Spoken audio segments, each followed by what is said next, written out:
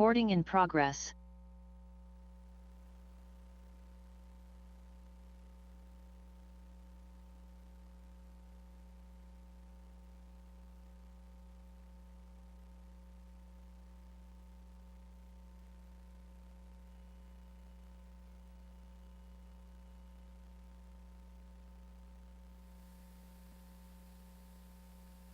Whenever you're ready, Mayor.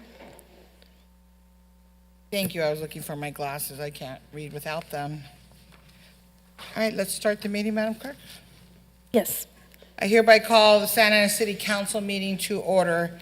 This meeting is taking place with in-person attendance and by teleconference via Zoom. The public may access the meeting via the Santa Ana YouTube channel or the city's website. Please bear with us as the technology may disrupt the flow of the meeting. Madam Clerk, please conduct the roll call. Councilmember Becerra. Here. Councilmember Hernandez. Councilmember Lopez. Councilmember Peñalosa. Councilmember Vasquez. Present. Mayor Pro Tem Fan. Here. Mayor Mesqua. Present. 4 members, that is a quorum. Madam Clerk, are there any additions or deletions to the closed session? There are not. Do any council members need to announce their abstentions? Seeing none. Madam Clerk, do we have any speakers for closed session? No speakers and no emails were received related to the closed session agenda. Great, thank you. At this time, we'll recess into closed session. Recording stopped.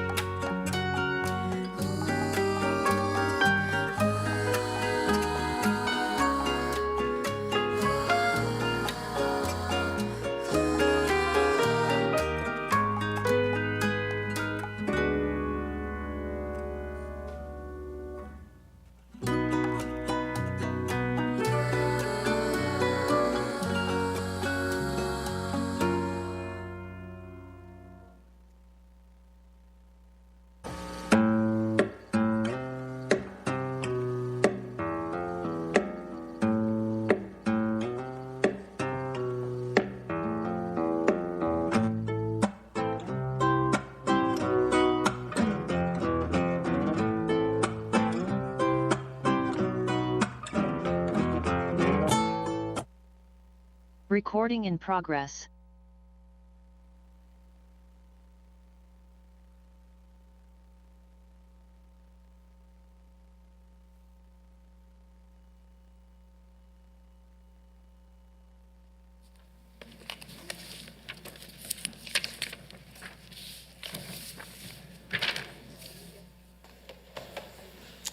You can go ahead, Mayor. Thank you very much. I hereby reconvene the Santa Ana City Council meeting to order. This meeting is taking place with in-person attendance and by teleconference via Zoom. The public may access the meeting via the YouTube channel or the city's website. Please bear with us as the technology may disrupt the flow of the meeting. As a reminder, this is a meeting to conduct the business of the city.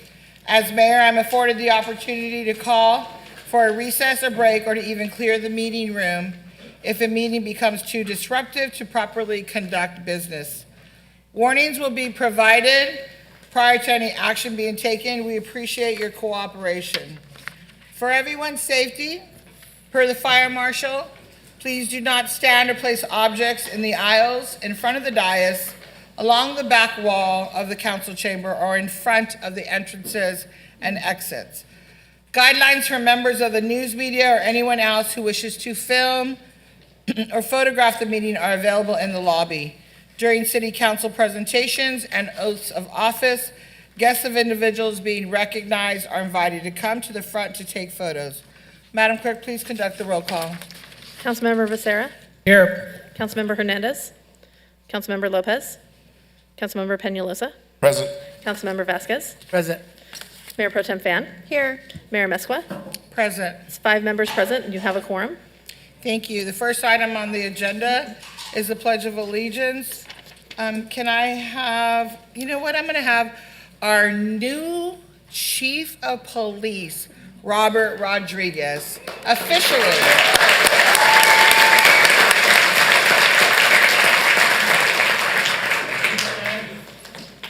He is officially the Chief of Police of Santa Ana.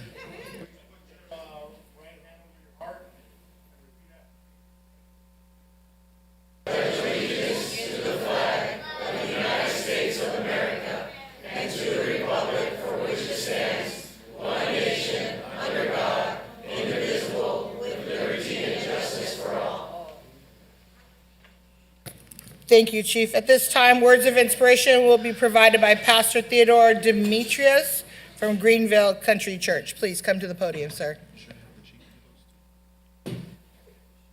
Before we pray, I'd like to mention to you that a few years ago, I attended a very similar meeting in Ukraine, and I want you to know we are a blessed nation. Let's pray. Dear Heavenly Father, we thank you for gathering us, all of us today, for this important endeavor. We ask you to bestow your guidance and blessing upon each attendee. May we honor one another by keeping an open mind.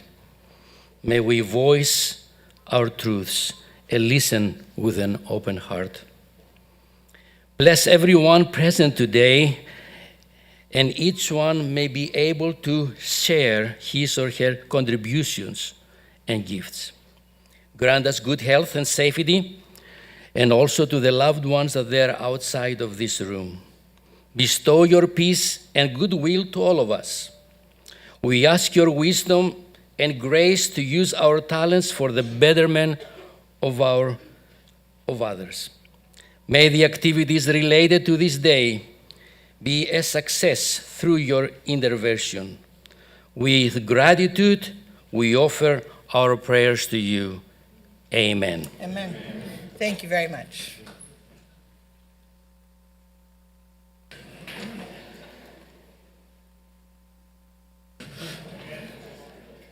Madam Clerk, are there any additions or deletions to the City Council agenda? There are not, and if I could please make an announcement as well. Sure. For members of the public on Zoom or teleconference to request to speak during public comments on agenda or non-agenda items within the city's jurisdiction, you must dial *9 from your phone or click the button labeled Raise Hand from Zoom now in order to be in the speaker queue once public comments commence. Thank you. We're going to do presentations. Right now, we have 5 of them. So mine is the very first one. If I can have the Taipei Economic Culture Office of Los Angeles and Orange County, please come up to the front.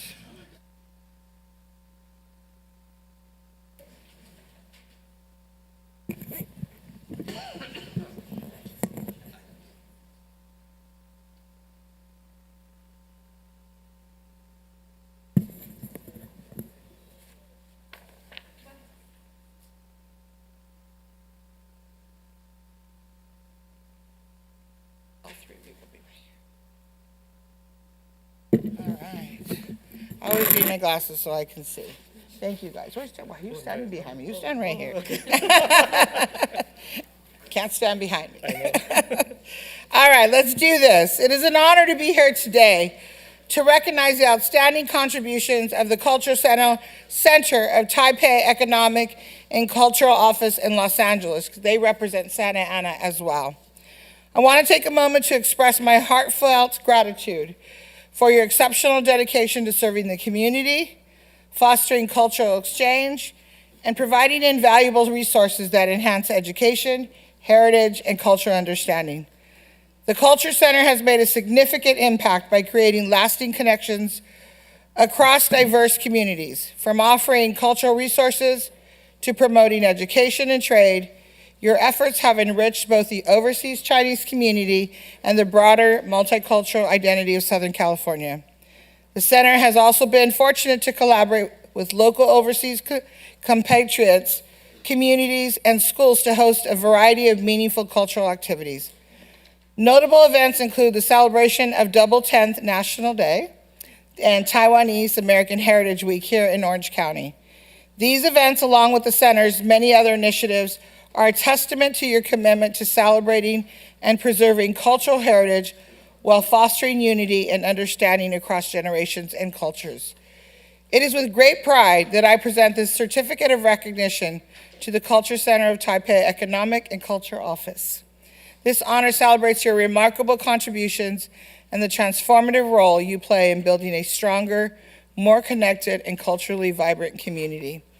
And I would just like to say thank you for being here. And if you have not been out to visit the Cultural Center, please do. Reach out to them, go visit them. It's beautiful and the work that they do. I was so impressed, and thank you so very much. So on behalf of the City of Santa Ana, this is for you. And you get to speak.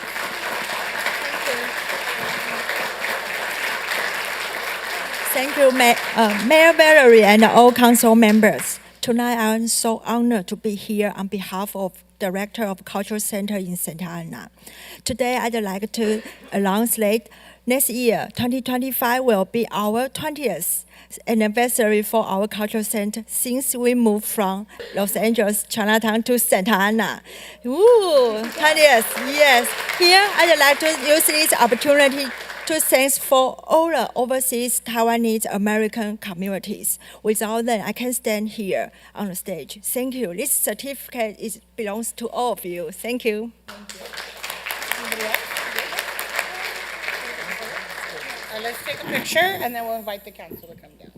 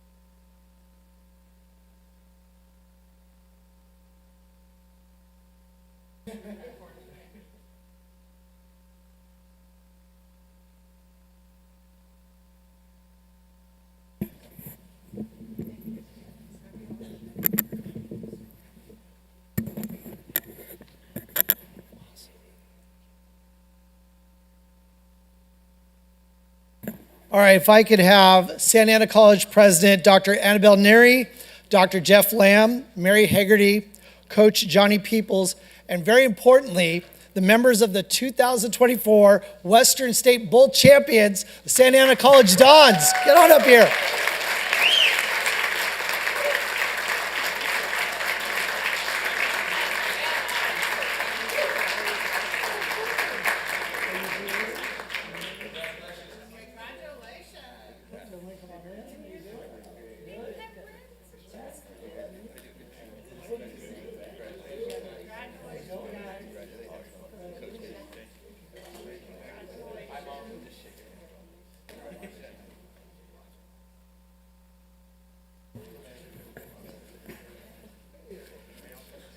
So today, we are celebrating, again, the remarkable achievements of the 2024 Santa Ana College football team.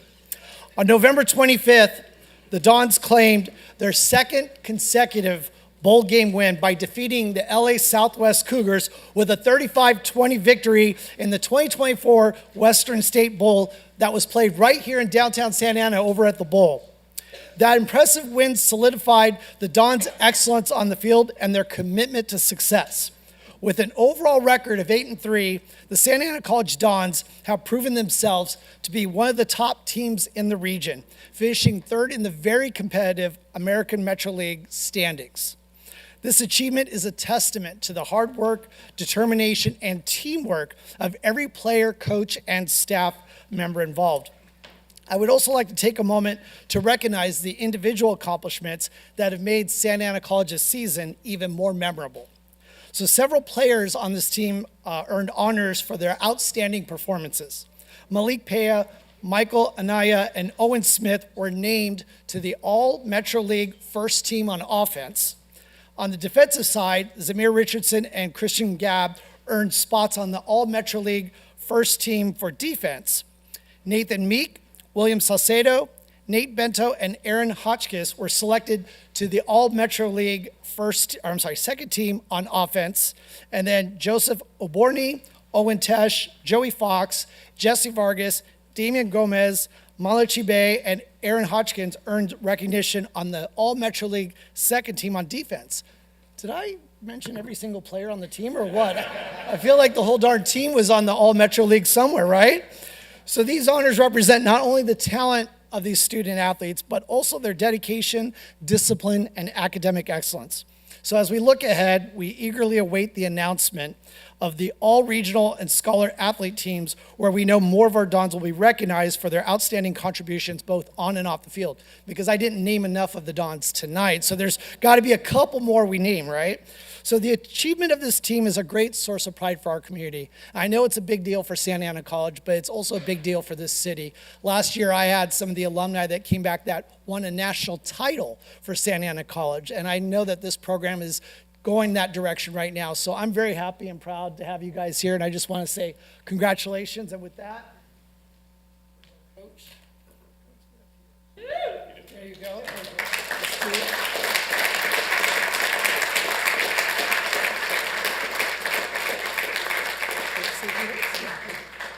Yeah, first and foremost, I'd like to thank Pastor, thank you for your words. Thank you for your kind words and opening us up. I want to thank the City of Santa Ana College for having us here. And more importantly, I want to thank our leadership that's behind me, Dr. Neary, Dr. Lamb, Andrea Peachy, Dean Peachy, who's not here, and Mary Haggerty, who's our AD, who allows us to have the resources and the things that we get to do on the football field. Just want to thank our staff for this year for coming together. We had a tremendous loss with our prior coach, Anthony White, who passed a little over a year ago. Who laid down some fundamentals and foundation for our football team and our program moving forward. We want to honor him and honor his wife, San and Olivia and Anthony White Jr. And also to honor Anthony White. The year we went in for football, we wanted to honor Anthony White, and we did that. Coach Jeff Jones stepped in and did a great job. He brought together our staff and kept our staff together, and we were able to do what we do and go out and play football. And the last thing I want to really share is our student athletes behind us. The most important thing that we preach. Building student athletes, building a community. We say we put the community in college, and we say our family versus their team. So we're grateful and we're honored to be here. It's a privilege and honor to always to get to stand before the Lord and stand before people that you really trust and love in. Our leadership has provided the resources for us, whether it be track, football, all of our athletics, our wrestling team. We got people doing great things at Santa Ana College, and we're building the community so the community can come and be a part of Santa Ana College. And there's some great things that's happening. So we're looking forward to it. Thank you, this council. Thank you for everything that we ever had here, and just welcome and keep coming back and just come see us. Thank you. Thank you so much. I just want to say before we take a group photo, Coach mentioned Coach White, who passed away. What I appreciate about the Dons is that the way they recognize the coach, other than their excellent play, but they just kept on winning. They kept doing what Coach White would have wanted them to do. In fact, I think it was his right before he passed. The last thing he got to see of the Dons was them winning the bowl last year. So what did they do again? They win the bowl again this year. So great job, Dons. Council, if you want to come down, join us for a group photo. Yeah, and before we come down, we'll always end with what we do. We do a special chant that we always do just to get the motivation. So we always do that. So let me get 2 beats, 2 claps, and a ooh. Let me get 2 beats, 2 claps, and a ah. Let me get 2 beats and 2 claps and a ooh rah. Ooh rah.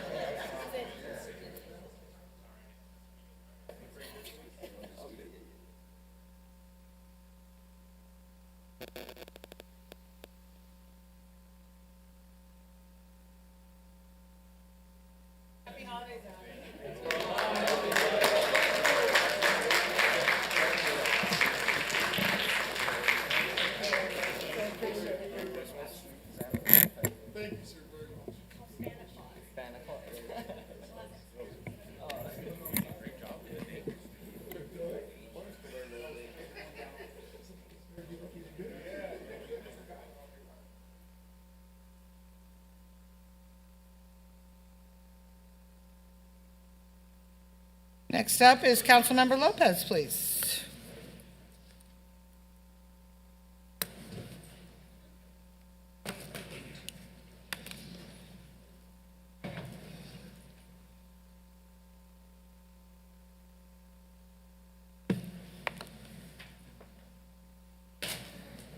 Okay, we are recognizing the Orange County Rapid Response Network. Members of the network, please come on up.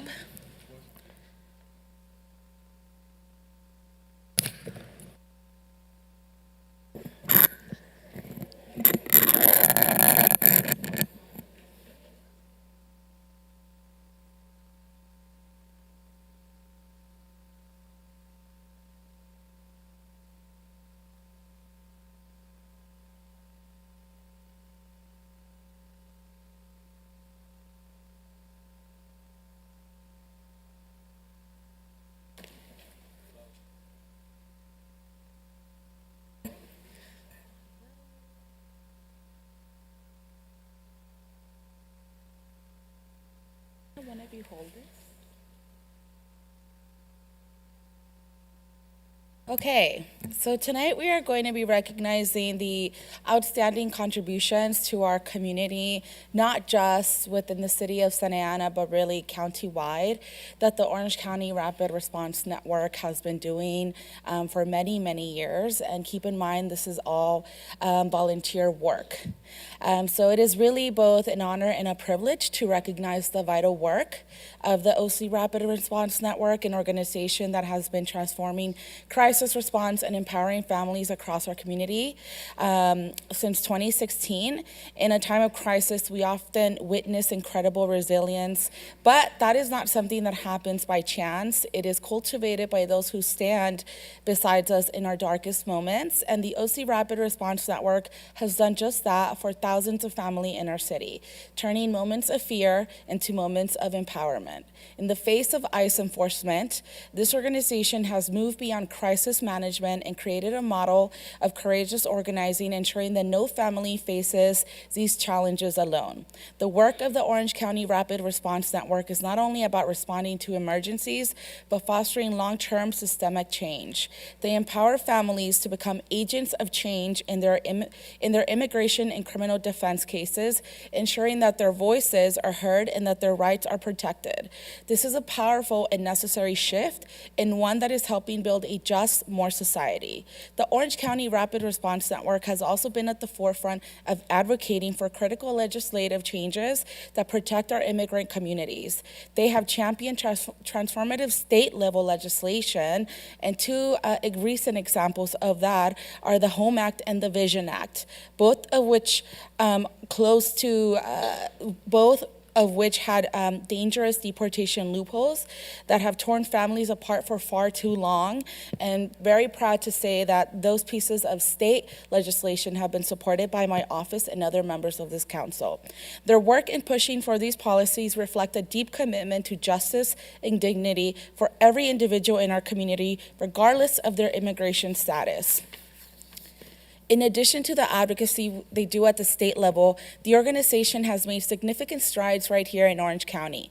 Through tireless advocacy, they help secure funding to establish 3 permanent Padilla attorney positions with the Orange County Public Defender's Office. These attorneys provide crucial guidance and legal assistance to non-citizen defendants in criminal cases, ensuring that their constitutional rights as outlined in the Padilla versus Kentucky decision are upheld. This expansion of legal services is a critical resource for our immigrant community, and it is a testament of the ongoing work of our Orange County Rapid Response Network in advocating for policies that truly make a difference in the lives of our families. But the Orange County Rapid Response Network doesn't stop at policy and legislation. What truly sets them apart is their unwavering commitment to direct support for families. This organization is on the ground every day, offering practical, hands-on assistance when families need it most, whether it's accompanying individuals to hearings, helping prepare bio packets, family preparedness plans, connecting families to legal representation, or offering immediate resources. The work that they do is saving lives and ensuring that people can navigate complex legal systems with the support that they need. Moreover, the Orange County Rapid Response Network stands firm in its challenge to the systems that perpetuate the mass incarceration and deportation of the people that we love. They are not simply addressing the systems of a broken system. They are actively working to remove the structures that harm our communities. Their commitment to justice is about transforming the system from the ground up, ensuring that families can stay together and that justice is just not a privilege, but a right for everyone. As a city councilwoman, I'm proud to stand alongside the Orange County Rapid Response Network.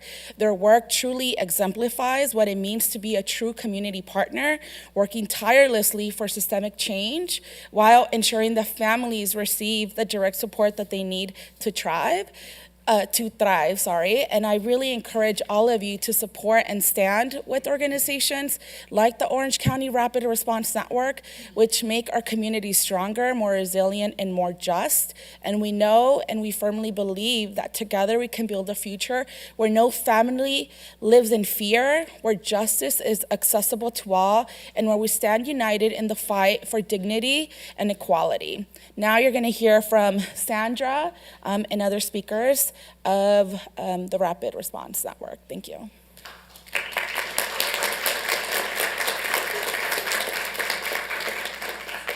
Hi, good evening, everyone. Thank you so much, Councilwoman Lopez, for this recognition. Our organization came to be in 2016. Many of the folks that founded it are in this room today. You know, the Rapid Response Network is a community defense project that aims to protect families from family separation.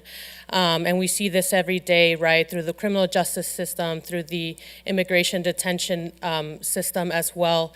But what we've learned time and time again is that the narratives that the state has is not the only narrative that we know of our community members, right? Sometimes they see a certain penal code, or, you know, one is detained because, you know, of an outlying criminal charge in the past, right? Or no charge at all.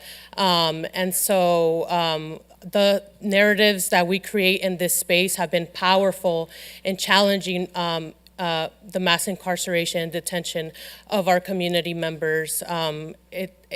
It has been an amazing journey to organize alongside many of these families who have spoken truth to power on different platforms and have worked to get their loved ones out of different forms of cages. And I know it is a very scary time right now. A lot of families in our community are really scared in terms of what is to come, but everyone here, non-citizen or citizen, has inalienable rights, constitutional rights, and just to inform individuals here today and anyone who's watching, ICE cannot enter your home without a judicial warrant. An ICE warrant is not a means to enter anyone's home. And the other thing I'd like to share with you all is that if your family finds themselves in a moment of crisis in which their loved one is detained or there's an ICE enforcement action out in the community, we have a crisis hotline, 714-881-1558. A lot of these families up here are experienced organizers who have gotten their loved ones out, including myself. And so we are here for you. We are here to fight alongside you. Thank you.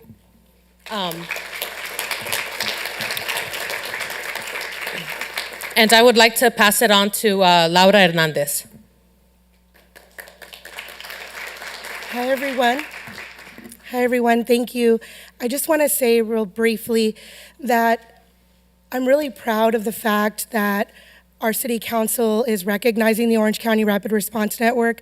I have been both a recipient of their services as well as their leader at one point in my life.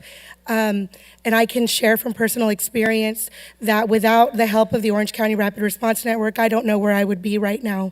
I feel like I would have been lost in the system and really separated from my family, to be honest. And the fact that the Orange County Rapid Response Network is there, regardless of where you are in life or what part of your journey you're on, the fact that they are willing to step up and to stand alongside you throughout that journey means the world. So I'm very proud of the fact that the City of Santa Ana is recognizing them, and we just want to give them another round of applause.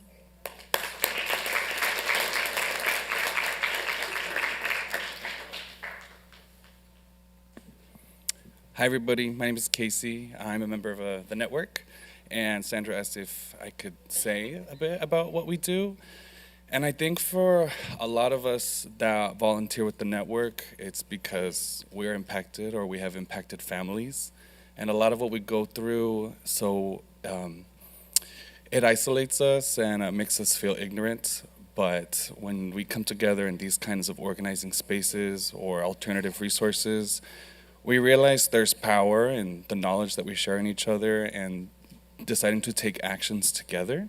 And that's why so many of us who are volunteers were also helped by the space. I've also brought cases to Orange County Rapid Response Networks, our little community meetings, and they've helped me with family members. And I have to say, it has changed so much about my approach to community and the value of doing this together and taking people seriously when they have a problem that before it was hopeless, but now it seems like we have options and skills, and it all just comes from coming together and sharing knowledge and realizing the power in that. And that's what the network means to me. So thank you.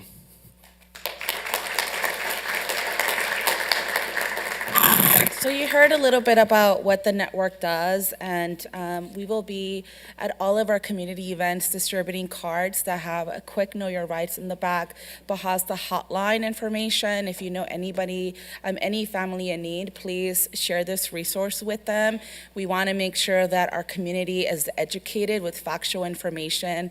This is not the time for anyone to panic. It is the time for us to be united and make sure that we are protecting our families. And now I'm going to direct myself in Spanish to our community. Quiero dirigirme personalmente a nuestra comunidad inmigrante. Como dije la última vez que estaba aquí, nos unen esperanzas comunes, un presente y un futuro seguros, la oportunidad de una buena educación, un futuro estable para nuestros hijos y oportunidades para que todas nuestras familias prosperen. Esos valores trascienden la política y seguirán guiando cada decisión que tomo como su concejal. Quiero asegurarles que no utilizaremos ningún recurso municipal público para separar a nuestras familias en la ciudad de Santana. De niña fui testiga del devastador impacto de la aplicación de las leyes de inmigración en mis amigos y sus familias. El miedo que experimentaron dejó una marca permanente en mí y es un miedo que ningún niño o familia debería de experienciar. Hoy, ante la amenaza inminente de detenciones y deportaciones masivas, debemos permanecer unidos. La historia nos ha demostrado que estas acciones a menudo se extienden más allá de las personas indocumentadas y afectan a los residentes legales y ciudadanos por igual. Bajo mi mandato, Santana no utilizará sus recursos para apoyar políticas de deportación injustas y racistas. Les pido que se mantengan en contacto con mi oficina y la red de respuesta rápida. Juntos estaremos creando planes para asegurar que nadie se sienta abandonado o impotente en momentos de crisis, y estamos trabajando con el supervisor Sarmiento, el Consulado de México y otros socios a nivel estatal para asegurarnos que que también estén apoyando a nuestra comunidad. Estamos comprometidos a equipar a nuestra comunidad con las herramientas y conocimientos necesarios para proteger y asimismo no solamente a nuestras familias, para a toda nuestra comunidad. En las próximas semanas anunciaremos una serie de talleres para que conozcan sus derechos, diseñados para capacitar a los residentes con información crítica. Por si en caso alguien visita su casa, su hogar o donde compran sus groceries. Es importante que sepan qué pueden hacer cuando un oficial de ICE o de Homeland Security viene a su casa o otra vez a lugares comunitarios. Si usted es camboyano, vietnamita, centroamericano, mexicano o de cualquier otro origen, sepan esto. Los concejales Hernández, Vázquez y yo somos un frente unido contra el fascismo, la intolerancia y la erosión de nuestra democracia.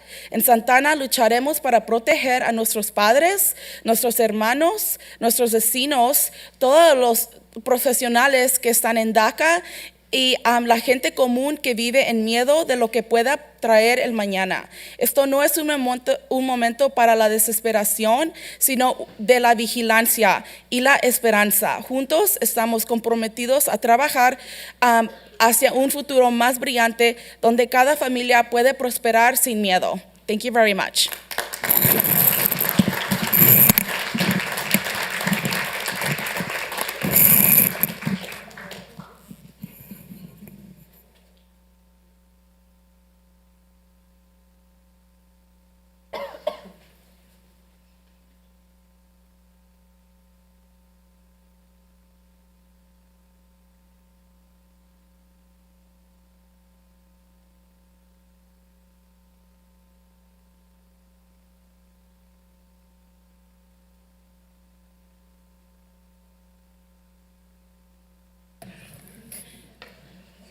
Next up, we have Councilmember Vasquez, please, with the Santa Ana High School water polo team. Let's go, Saints.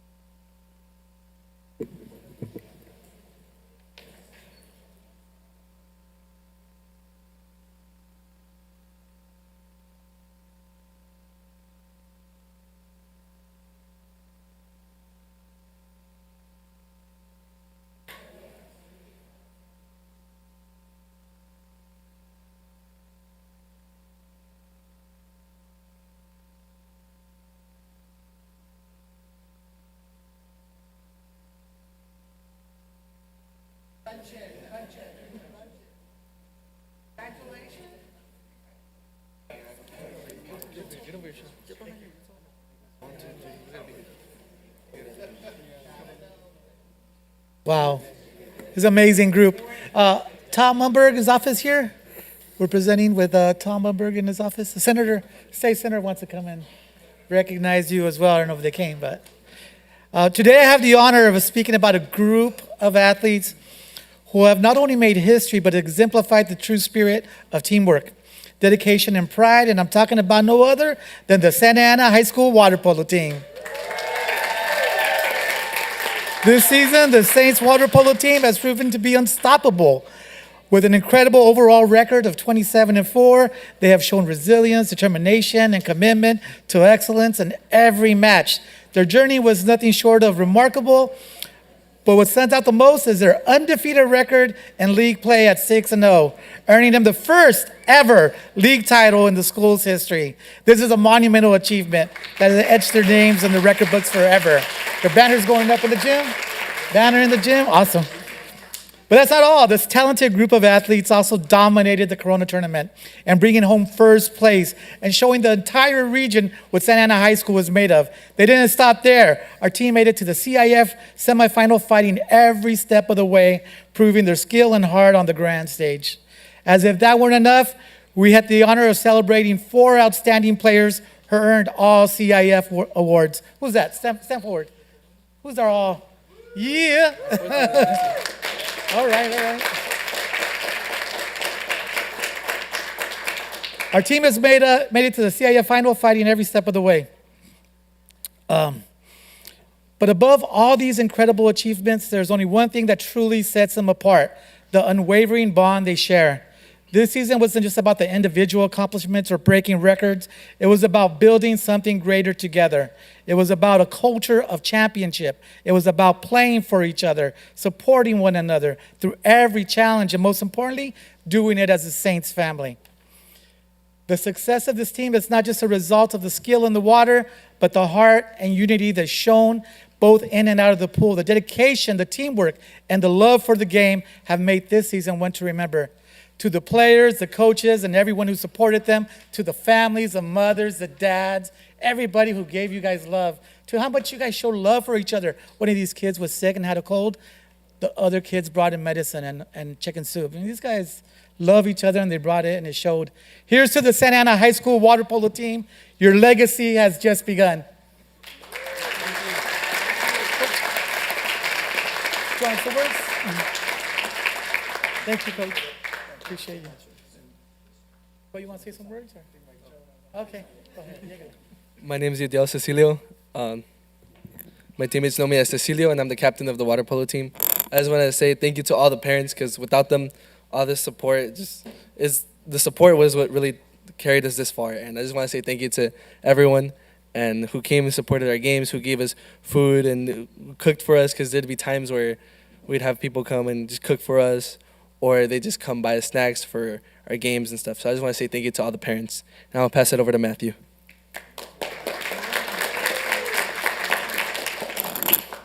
Hello, my name is Matthew Marcelo. I'm the co-captain of the boys water polo team. It's an amazing privilege to be here tonight, and it's been an amazing privilege to play and be a part of this program. I started my freshman year, and over the course of 4 years, I've been able to see how much my team has grown, both inside and outside of the pool. we've done amazing things this year. As he said, we won league for the very first time in our school's history. And so we're getting our very first water polo banner up in the gym that will stay up there forever. I don't know, this journey's been amazing. Water polo isn't easy. It requires a lot of discipline. It is challenging mentally and physically, and these guys have done it for 3-4 years. It's amazing, and the teams we play a lot of the times seem like they have like advantages over us because they have access to clubs and all that kind of stuff, and I guess we're looked at as the underdogs.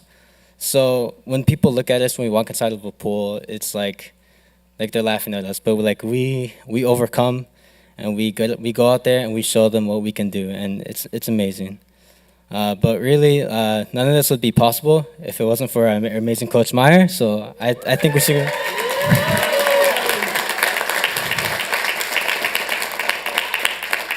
Yeah, he's very dedicated to this program. He works really hard. He's taught us skills that we'll be able to use for the rest of our lives. He's an amazing man, a great man. We're like brothers, and he's like our dad. Yeah.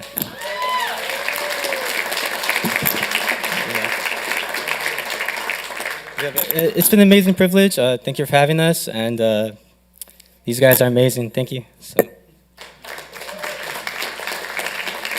You know, I used to play water polo in high school. Not only me, but Councilmember Becerra played water polo. Councilmember Peñalosa played water polo, and all of us are proud of you. Come on down. Let's take a picture because we're all proud of these saints.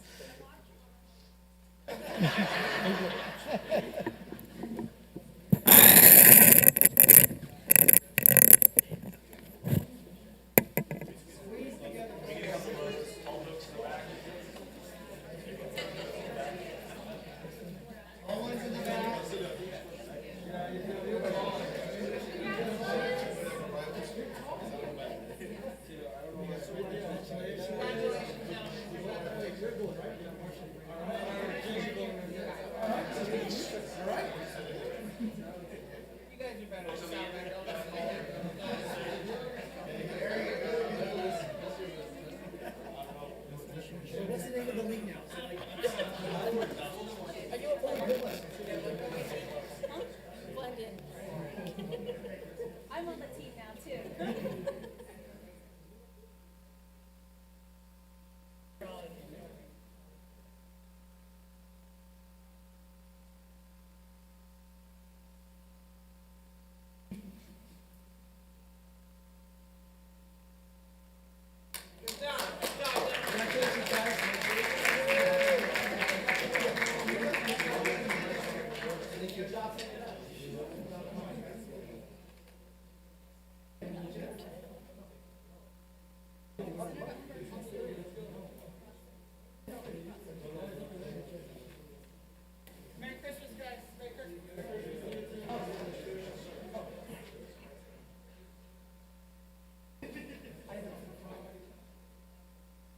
Last and final presentation is by the City of Santa Ana, by the City Manager, please.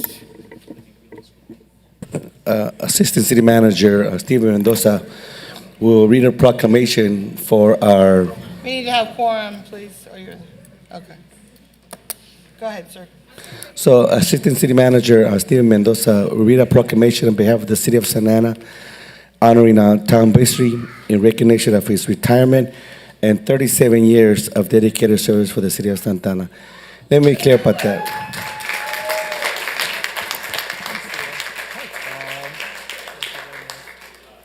Thank you very much. I would say come on down, but he's already here. He's always on time. Tom Bistry began his remarkable journey with the City of Santa Ana in the summer of 1987. Where were you in 1987? Tom first joined us as a full-time employee in our cable TV division here at the city, and though that department was dissolved, his dedication led him to continuing serving the city as a contractor, ensuring his invaluable contributions span an incredible 37 years. Can any of you grasp that? 37 years. It's incredible. Throughout Tom's service, he has demonstrated unwavering commitment, having missed only one city council meeting in 37 years. In absence only due, yes. I do, I've got it. An absence only due to a special meeting during the holiday season. Between Christmas and New Year's. But even then, he ensured the meeting flowed with his innovative problem-solving skills.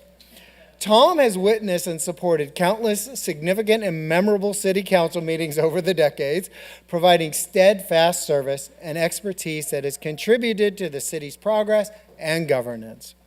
Tom is a proud single father of a 7-year-old. Tom is a well-devoted parent to 2 adult children. And Tom is a loving grandfather to 2 grandchildren. And more than that, he is a great-grandfather to 2 great-grandchildren, exemplifying a legacy of love within his family. Tom's enduring dedication to the city of Santa Ana and its community is matched only by his deep appreciation for the colleagues in this room, the colleagues and the relationships he's made with the city council members today and yesterday. And he describes the city's team as some of the most wonderful people in the world. Tom Beastry has earned the admiration and gratitude of everybody, and also the residents of the city of Santa Ana, for his exceptional service, loyalty, and heartfelt commitment over the past 37 years. Now, therefore, the City of Santa Ana Mayor and the City of Santa Ana Council do hereby honor and recognize Mr. Tom Beastry for his 37 years of exemplary service to the city, and we extend our deepest appreciation for his dedication, professionalism, and contributions that have made a lasting impact upon our city. I think we're going to give Tom a moment to talk, if you want, and then pictures with the entire city council. Thank you, Steve. You're welcome. Thank you. I just want to say a lot of people don't know who I am. I'm the guy up in the booth running the cameras and the sound system, so that's what I do. But I just want to say it has been a pleasure working with the city of Santa Ana and the Santa Ana family, as I call it. So these people who genuinely care, they really do care about you in the city. And they spend their time, energy, and effort to make the city a better place. And they've done it. And countless other council members over the years I've seen, and the other mayors too, no matter what you say or think about them, they're wonderful people. And really wonderful people at the city of Santa Ana. The staff and the employees have been wonderful, and it's been a pleasure. It really has, a pleasure and an honor. And I want to say that it's so nice. I look at human resources. They have openings all the time. So if some of you other people are looking for jobs, the city of Santa Ana is a wonderful place to work. It really is. It's one of the reasons I hung around so long. So it's been my pleasure. Thank you, Alvaro. Thank you, Stephen. And I'll sail into the sunset, maybe gone for a little bit, but not forgotten, hopefully. Thank you so much.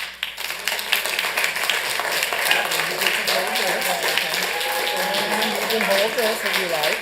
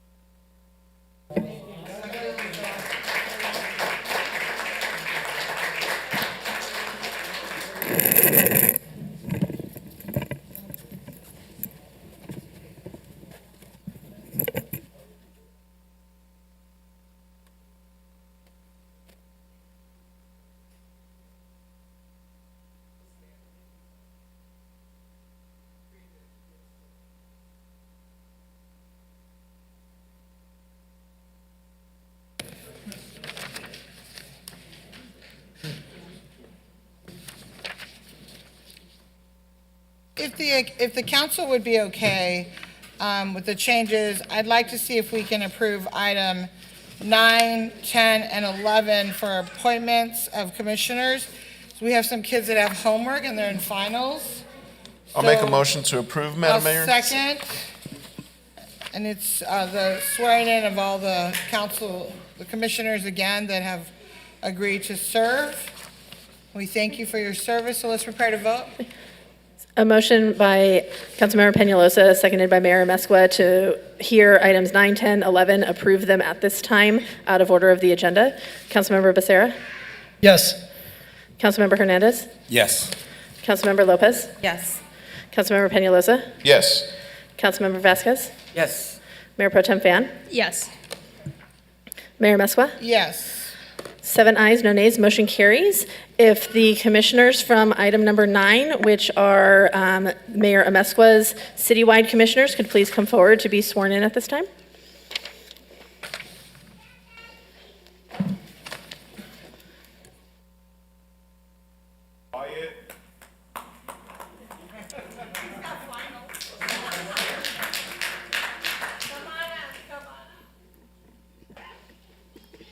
Commissioner Nate. Can I get the mic, please? Okay.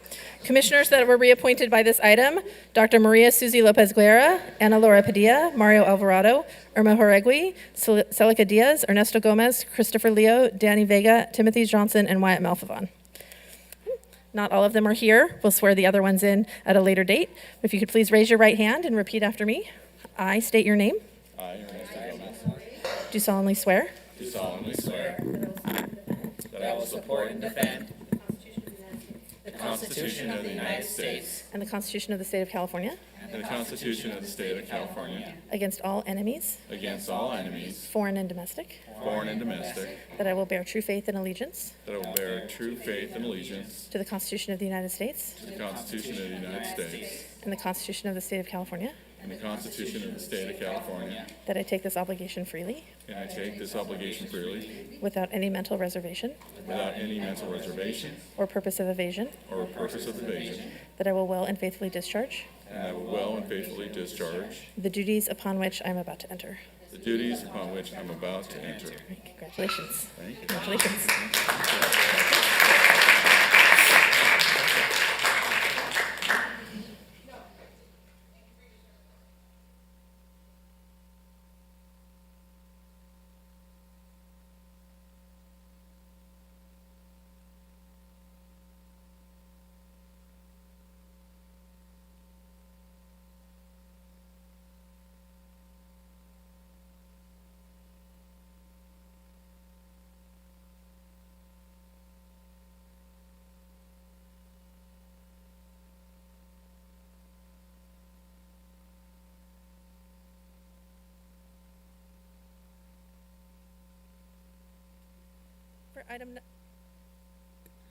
For item number 10, boards and commissioners approved for Ward 3, Deborah Russell, Alfonso Sejavilla, David Crockett, Isuri Ramos, Alonso Lugo, Mercy Benitez.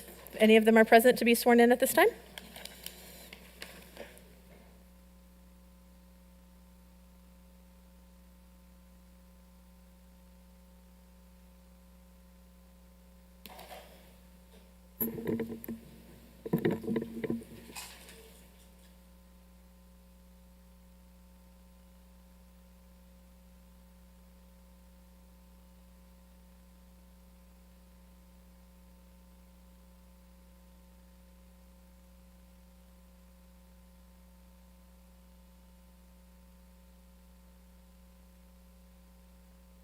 Deborah Russell, do solemnly swear that I will support and defend the Constitution of the United States, the Constitution of the State of California, against all enemies, foreign and domestic, that I will bear true faith and allegiance to the Constitution of the United States,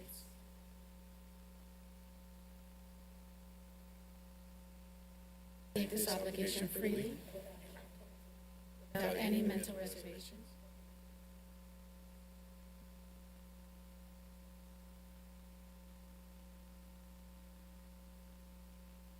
the duties upon which I am about to.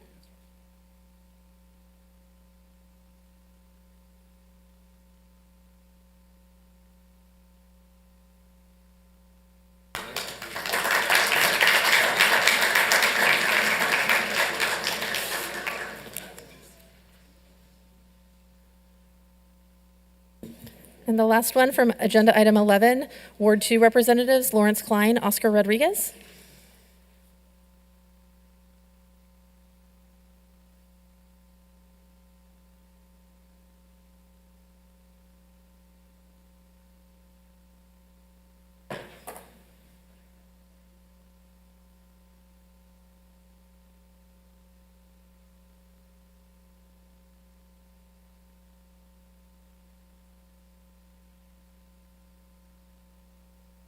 I, Lawrence Klein, solemnly swear that I will support and defend the Constitution of the United States and the Constitution of the State of California against all enemies, foreign and domestic,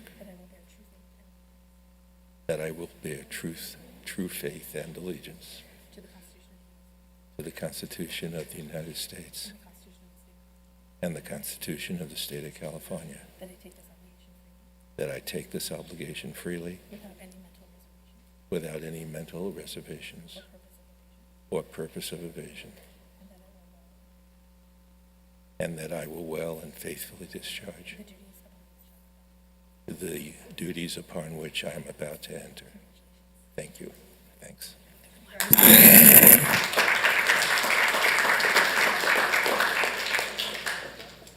Thank you all, and thank you, Council, for being flexible. At this time, Mr. City Manager, may we please have a staff presentation? I want to introduce Mr. Rob Thompson. He's our General Manager for the Orange County Sanitation District. He's going to present a small presentation. If we could have the PowerPoint, please. Thank you, Madam Mayor and members of the City Council. I would also like to acknowledge your City Clerk staff. I go to a lot of meetings like this, board meetings, public meetings, and the City Clerk staff orchestrate all the movements to make sure everything's ready. So I would just like to acknowledge, I've been watching, you've been doing a great job behind the scenes, working hard, so thank you. But I'm actually here to talk about OC San. We are the local sewer service provider for Orange County. Our mission is to protect the public health and the environment by providing effective wastewater collection, treatment, and recycling. That speaks to our long history here in the area. Starting back in 1912, our job was to make sure we were the joint outfall sewer. We made sure that sewage made it to the right place, which is all the way out to the ocean. Obviously, we've gotten a lot better over the past 120 years or so. Now we do a lot more treatment. We grew into the environmental age in the 1950s and 1960s, improving our treatment levels. We've progressed to the point now beyond just public health and protecting the environment. Now we're into full recycling, and we'll talk a little bit more about that as we go along. Our service area for OC San goes from Seal Beach all the way up to La Habra, around to Yorba Linda, and down the backside of Irvine and Newport Beach, serving 2.6 million people and taking their highly enriched water, which they send us, 190 million gallons a day, and we turn that into fertilizer, energy, and useful drinking water. Next slide, please. So we do that at our two facilities, one in Fountain Valley at the 405 and Ellis or Euclid, and the other in Huntington Beach at the river on PCH and Brookhurst, basically. Each plant is sized to treat about 320 million gallons in wet weather. We collect all of that from the businesses, residents, and industry. So for Santa Ana, your city would own everything in blue up there. So all the pipes from the curb into the streets, you collect it all and bring it to our larger main trunk sewers, which bring it to our treatment plants. After we treat it, the water can either be discharged safely to the Pacific Ocean or recycled through the groundwater replenishment system. Next slide. Our pipes are pretty big. They're not the 8-inch pipes you might see in your city streets. This is one of our 10-footers in Huntington Beach, near our plant in Huntington Beach there. That's 10 feet in diameter. Next slide. So the water comes to us. I say it's highly enriched. You see it there on the left, raw sewage. Can't really see through it. We have three stages of treatment, and as we progress, we get secondary treated effluent. That's good enough to discharge into the Pacific Ocean. But again, our goal is to recycle every drop we possibly can. Next slide. So to do that, looking at it from a process perspective, we take that water, we screen it, we add a iron salt up front. It really supercharges our primary treatment system. Primary treatment is basically gravity treatment. With the chemicals, we do about 2/3 of the overall removal of the enrichment, as I like to say. Keep it PG for the kids at home. The water then is taken to secondary treatment, which is biological treatment. And at that point, we turn 170 million gallons over to the Water District. The Orange County Water District has been our partner in recycling since the 1960s. We now can make 130 million gallons of pure treated water. That's enough for 1 million people. That is the largest treatment plant system of its kind in the world, bar none. It is a gem for the residents we serve. Not only is it a safe and secure 130 million gallons, it's the highest quality 130 million gallons that's going into the drinking water system. If you think about the water coming down the Santa Ana River, it may have other chemicals, it may have PFAS, it may have pharmaceuticals. The water that we're putting in is pure. It's been microfiltered, which is 1/5 of a human hair. I can't really help you with that metric right now. Reverse osmosis is able to filter out anything like viruses or bacteria or salts. So just ultra pure water, they then blast it with ultraviolet light, so if anything did slip through, the DNA would be destroyed. They squirt in some hydrogen peroxide and you have totally distilled quality water. We put that in the ground, it stays there for at least 6 months, and then is accessed by the wells here in the city of Santa Ana and across the Water District service area. So a very important partnership. Orange County Sanitation District strives to find public-public partnerships. There's a lot of discussion about public-private. What we're more interested in is public-public. Who can we partner with to leverage the facilities we already own that the people have already paid for to get more out of them than they were ever designed for? We're using some of those pipes that were designed in the 1920s and still using them in this service. So that growth over time is something very important to us. Next slide, please. We're always looking at the water quality. That's how we started in the public health world. You can see along the coastline, there are dots on the coastline. We actually have runners that go down the coast in trucks taking water samples. We share that with the county. If the beaches are closed, it's because we took a water sample and our lab did an analysis and said it's unsafe to be in. Luckily, we don't have to do that. We have A+ beaches across the county because we do that. We also have our research vessel, the Narissa. It is harbored in Newport Beach. It does water sample collections on a regular basis offshore. They look at the water column. They look at the benthic material, which is the sands and the muds. They look at the creatures that are swimming or buried in that mud to make sure there's no detrimental effects to the environment offshore. Tourism is way too important to Orange County to risk. It's something we spend a lot of time looking at. Next slide, please. That's all great. That's what we do, but OC San is always looking at the next thing. How do we continue to improve? How do we continue to invest? What new partners are out there? So we take that water. Again, we see it as a source of enrichment. There are things to be mined out of it. And our job is to find ways to make products. So we make drinking water, as I said, 130 million gallons a day from the 190 we take in. We make energy. We make 11 megawatts a day in our treatment plants. We have power plants at each one. It's powered by methane that we make from destroying the solids that we collect. Whatever isn't destroyed to make energy, we use as fertilizer. It's shipped either to Arizona or the Central Valley, and it's used in commercial operations. And then we safely discharge water to the ocean.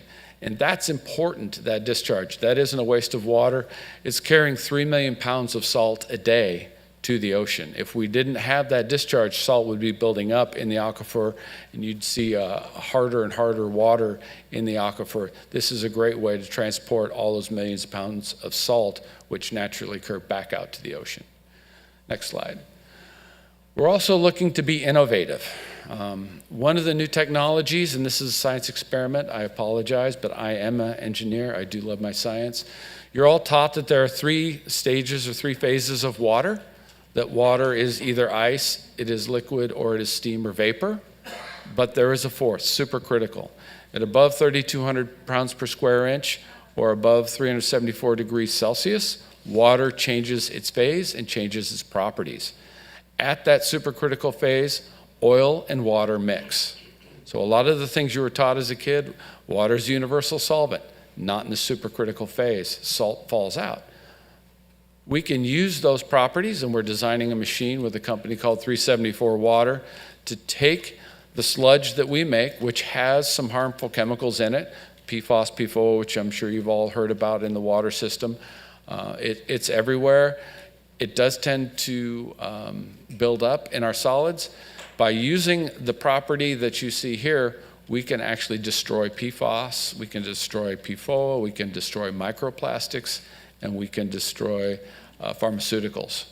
They're turned into harmless CO2, they're turned into water vapor, elemental nitrogen, and some salts that we can recover. Next slide, please. You do that with this, what looks like complicated engine, but it's actually a very simple process. I won't go through it all, but suffice it to say, you compress some air, you heat it with the energy that comes out of the process itself, you compress some sludge, you put them together, and you have a jet engine that runs on wet sludge. That is the holy grail of my industry, to turn wet sludge into energy and benign outputs. The unit is being demonstrated right now in Orlando, Florida, and will be shipped to us. Will be the first demonstration unit in operation at 6 tons a day in the spring. Next slide. We're also looking at deep well injection. That destruction technology is good. It's something that has, I think, a long term in our industry. But in the short term, we also are looking at deep well injection to make sure we've covered all of our opportunities. If we can inject our biosolids down into old oil formations, 5,400 feet down, we can sequester a lot of carbon. There's a lot of concern about climate change and carbon sequestration. We believe in our preliminary analysis, if we start putting our sludge in the ground, our biosolids in the ground, we could sequester more than 3,000 tons of carbon dioxide a day and save money doing it. We would take trucks off the road, so no longer trucking biosolids all the way to Yuma, Arizona, or the Central Valley. We could sequester them safely right under the plant there in Fountain Valley. So something we're going to look at over the next 6 months to a year. Next slide. Food waste is another opportunity for us to partner. We're working with Orange County Waste and Recycling to collect food waste from especially commercial establishments. They'll take it to their Bowerman landfill, they'll screen it, create a sludge. We got all of the wastewater plant operators in Orange County. There are several in South County also. We all agreed on a specification for what that slurry will look like, what it will entail, and we all agree to take it into our digesters. So they build one facility that all the wastewater facilities with excess capacity can use. We can all make energy, which is good for the environment. We can all reduce the level of solids that we have to reuse. And the city of Santa Ana and others would get the credits for the state laws that require organic recycling. Next slide, please. A couple of bonus slides. We have a brand new headquarters building in Fountain Valley. If you're around, please stop by. We'd love to give you a tour, not only of the headquarters, but the treatment plant. They're connected by a bridge. It's a beautiful, new, sustainable building. It's all a mass timber design. It's a technological step forward for us in sustainability. It's heated by our treatment plant waste heat from our power plant, and it's a great new building for us. Next slide. We do have a couple of upcoming projects in the city of Santa Ana. One is on your southern edge, actually adjacent to some new development that you're planning there at Bristol and Sunflower, I believe it. Is it Sunflower? That trunk is one of our oldest and is being updated and upgraded. The manholes are undersized because they were built, I guess, when people were thinner than they are today. We have more cleaning equipment to get in them, and they've obviously degraded over the years, so we're renewing that line. Next slide. We're also looking at a Greenville trunk improvement. This is significant work through some of the older parts of Santa Ana, one of the original trunks that was built by the old County Sanitation District Number 1. That construction is scheduled for 2028 through 2032, and we're working with the city on potentially some other ideas to make that even better. Next slide. So you ask, you're doing all this, where does the money come from? Where does it go? We're about a $500 million a year enterprise, about $220 million of that for operations. Capital, we spend about $268 million. We have an ongoing capital improvement program where we understand that we're always going to be wearing out our equipment. We're always going to be technologically falling behind.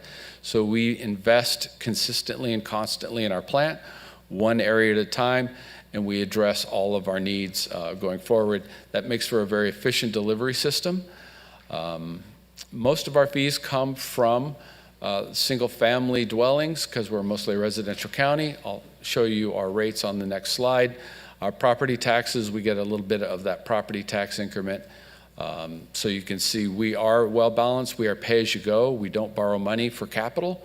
We intend to be debt-free by 2040. Next slide. All that for $371 a day, a screaming deal, just a little over $1 a day. We're doing all of that recycling, which isn't done anywhere else in the world. We're partnering with food waste. We're converting waste to energy every step of the way, all while protecting the environment. I didn't even talk about our program, which diverts regular dry weather urban runoff, what we call urban slobber, all that water going down the gutters in the summer. It's got to go somewhere. You don't want to swim in it, so it doesn't go to the ocean. In the summer, we pump that into our system. Initially, that was for beach water quality, but now that we're recycling everything and making drinking water out of it, now it's a reuse opportunity also. All of that for $371 a year. You can see where we rank among other state agencies of our kind, certainly in the bottom third. We intend to raise our rates by 3.5% for the next 10 years. So basically just keeping up with inflation. That constant change helps us to avoid any steep increases in the future. Next slide. With that, I can answer any questions you may have. Council, if you have any questions, please raise your mic. If not, yes, sir. Go ahead, Councilman Hernandez. Thank you, Mayor Mesqua. Thank you, General Manager Rob Thompson. I just wanted to say fantastic presentation. OC Santa is doing tremendous work throughout the county. I just wanted to share my gratitude with you today, sir. Thank you. Thank you, Director Hernandez. Thank you, sir. Appreciate that. Go ahead, Mayor Pro Tem. Thank you. Hi. I apologize if I missed it, but how is OC San dealing with the fact that the city, all these cities and water agencies are reducing water usage, therefore there's less going back into the system? How is that affecting, the work that you do? We get a little less water. In fact, our highest flow rates were 270 million gallons a day around 2004, 2005. We're down to 190 today. In the depths of the drought, we were down at 180 million gallons a day. So we believe we've stabilized in that 180 at the lowest, about 190, 200 if it rains really hard. But what we see is more solids. That's why you saw a lot of our research is going into the solids area. The increases in population are being offset by conservation efforts. So even if there's more development, there's more densification, we're seeing that the net flow to us hydraulically is the same, but more solids. That means we have to be more diligent about cleaning because you have less water to carry that enriched matter all the way to us. But that's another part of the investment we make in the treatment plants, knowing that especially our secondary or biological treatment is going to be more and more taxed with more and more load with less and less water. Thank you. Seeing no other questions, thank you so very much. We really appreciate it. Merry Christmas. Thank you for the compliment on the clerk. We also see the hard work she does. Thank you. Happy holidays. At this time, Madam City Attorney, do you have anything to report out of closed session? Mayor, council members, and members of the public, we had 2 closed session items this evening, but we do not have any reportable action. Thank you. Go ahead, Mayor Pro Tem. Thank you. And my apologies for not recusing myself earlier, but I was recused from item number 2 as Vineyard is a client of my employer, Rattan and Tucker, and so I did not participate in that closed session. Thank you. Thank you, Mayor Pro Tem. This is the time of the meeting for the City Council to receive comments from the public on agenda and non-agenda items. Madam City Clerk, please explain the public comment procedures and call the first speakers. Thank you, Mayor. Pursuant to Resolution Number 2023-047, speakers are requested to address the City Council directly and to refrain from profane language, racial epithets, and libelous or slanderous statements that disturb the decorum of the meeting. Pursuant to the Brown Act, the City Council may not enter into discussion at this time. Speakers will have 3 minutes for their comments. Before calling speakers, I'll report on the emails that were received. We received a total of 32 e-comments, 24 related to item number 29, 1 related to item 30, and 7 on non-agenda topics. Those were distributed to the City Council and posted online for public viewing. We'll now hear from the members of the public that are physically present in the council chamber, followed by those on the conference call or Zoom, to provide comments on agenda and non-agenda items. Please state your name and the ward or neighborhood that you reside in for the record. I'll call speakers 3 at a time. If you could please line up in the aisleway behind the podium. First 3 speakers, Marisol Martinez, Teresa Martinez, and Melissa Meyer.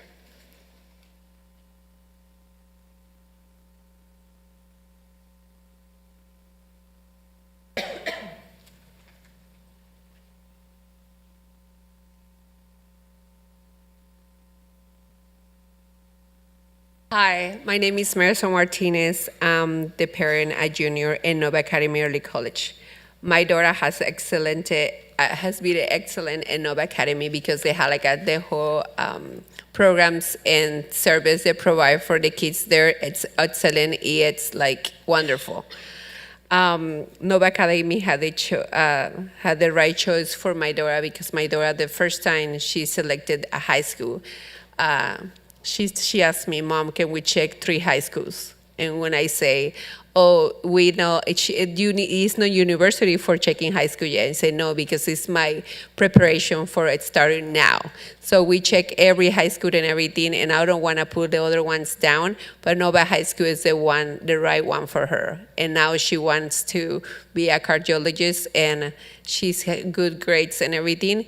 So Nova Academy, it's a good selection for it. And right now I'm speaking for the parents for Nova Academy, where I say thank you to all you guys for the whole support and the whole last year. I know they're coming to ask you for helps and everything for the Friends School, and you guys doing a really good job. So make an applause for you guys, because this year you guys do a lot of stuff for the community, and you guys do excellent job. So now I would say thank you for the parents and the kids there. Thank you so much for everything you guys do, each one.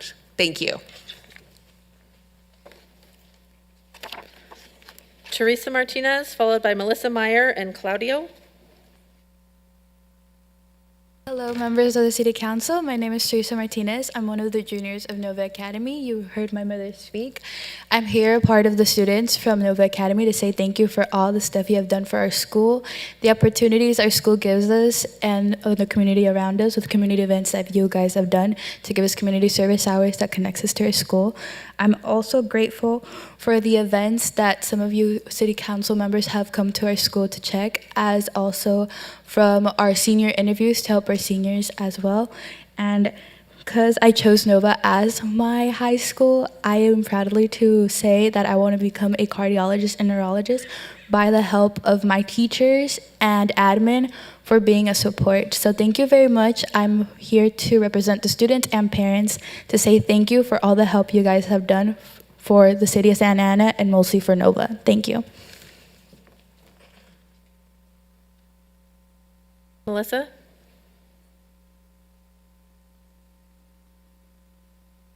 Good evening.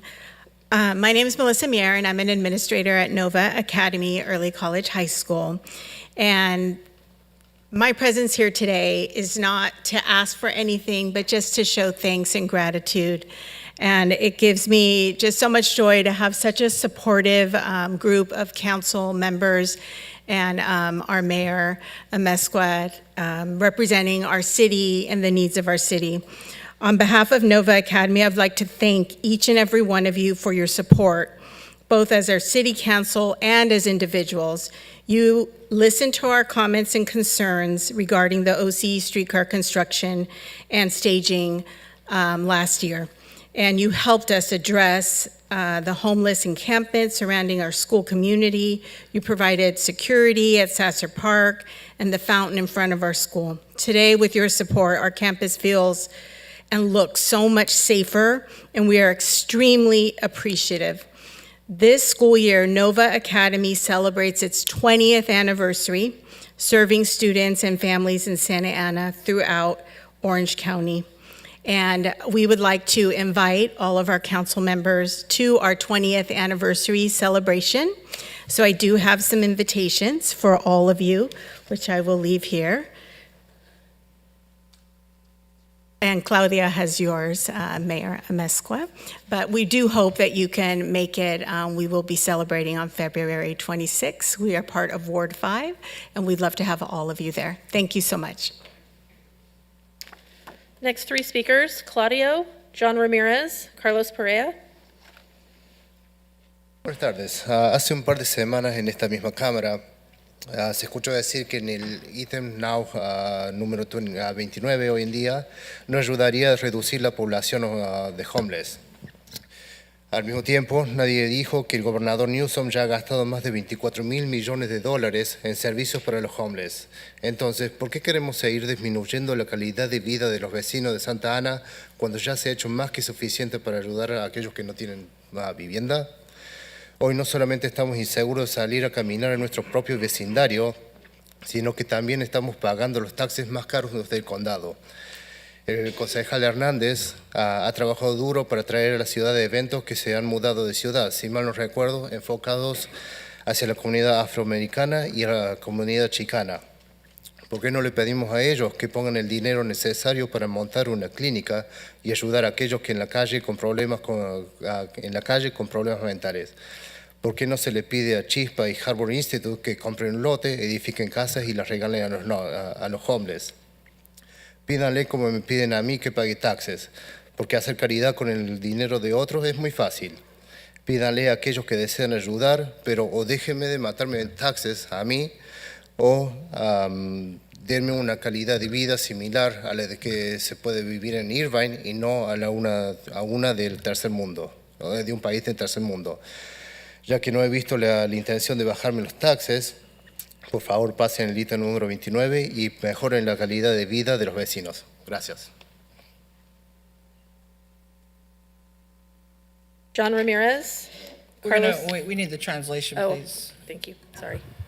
Yes, hello. This is in regards to Ethernet 9, and it's regards to Newsom has already invested $24 million in the homeless community, and here the quality in Santa Ana has really gone down. And I've gone through the streets and I've seen that our taxes are one of the highest in our county. And Council Member Hernandez has really invested in the Chicano community and African American community. Why don't we already invest this money into clinics for mental health? Chispa and the other organization, perhaps they can make these homes for homeless people. And I am tired of paying for a lot of taxes. I want a better quality of life here, kind of like Irvine. We are not a third world country. Please support Ethernet 9. Thank you.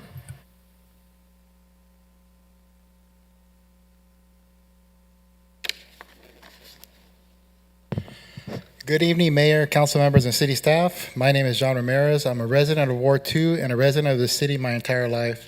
I'm here to speak in support of Agenda Item 29. I think it's important that we strengthen our anti-camping ordinance in our city. We've seen other cities around us take measures to strengthen their own laws.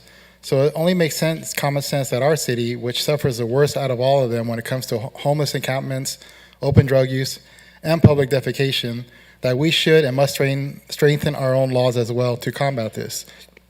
Your job as city council members is to put residents' quality of life first and foremost. Those other cities around us obviously did just that, so it's beyond me if any of you choose not to support this agenda item. Not supporting it shows you don't put residents' quality of life first, so please do the right thing as you were elected to do and vote in support of this agenda item 29. I wanted to use the remainder of my time to give due congratulations. First, congratulations and happy retirement to Mr. Tom Beastry. Thank you for your service, sir.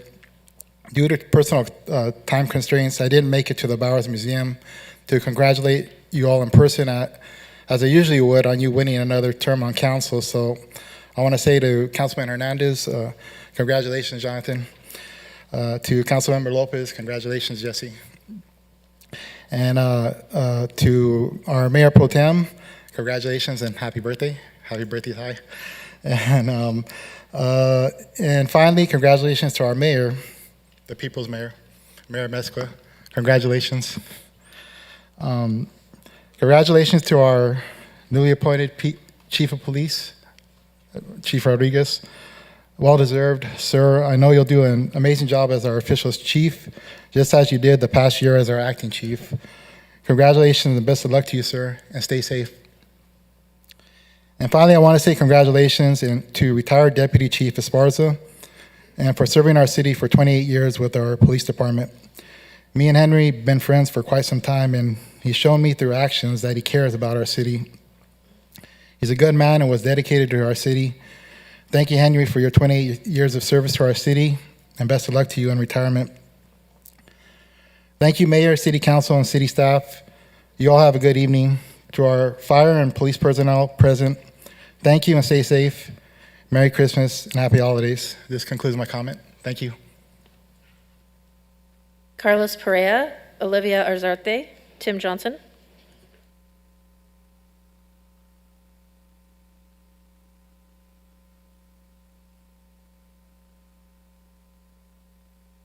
Good evening, Mayor and Council members.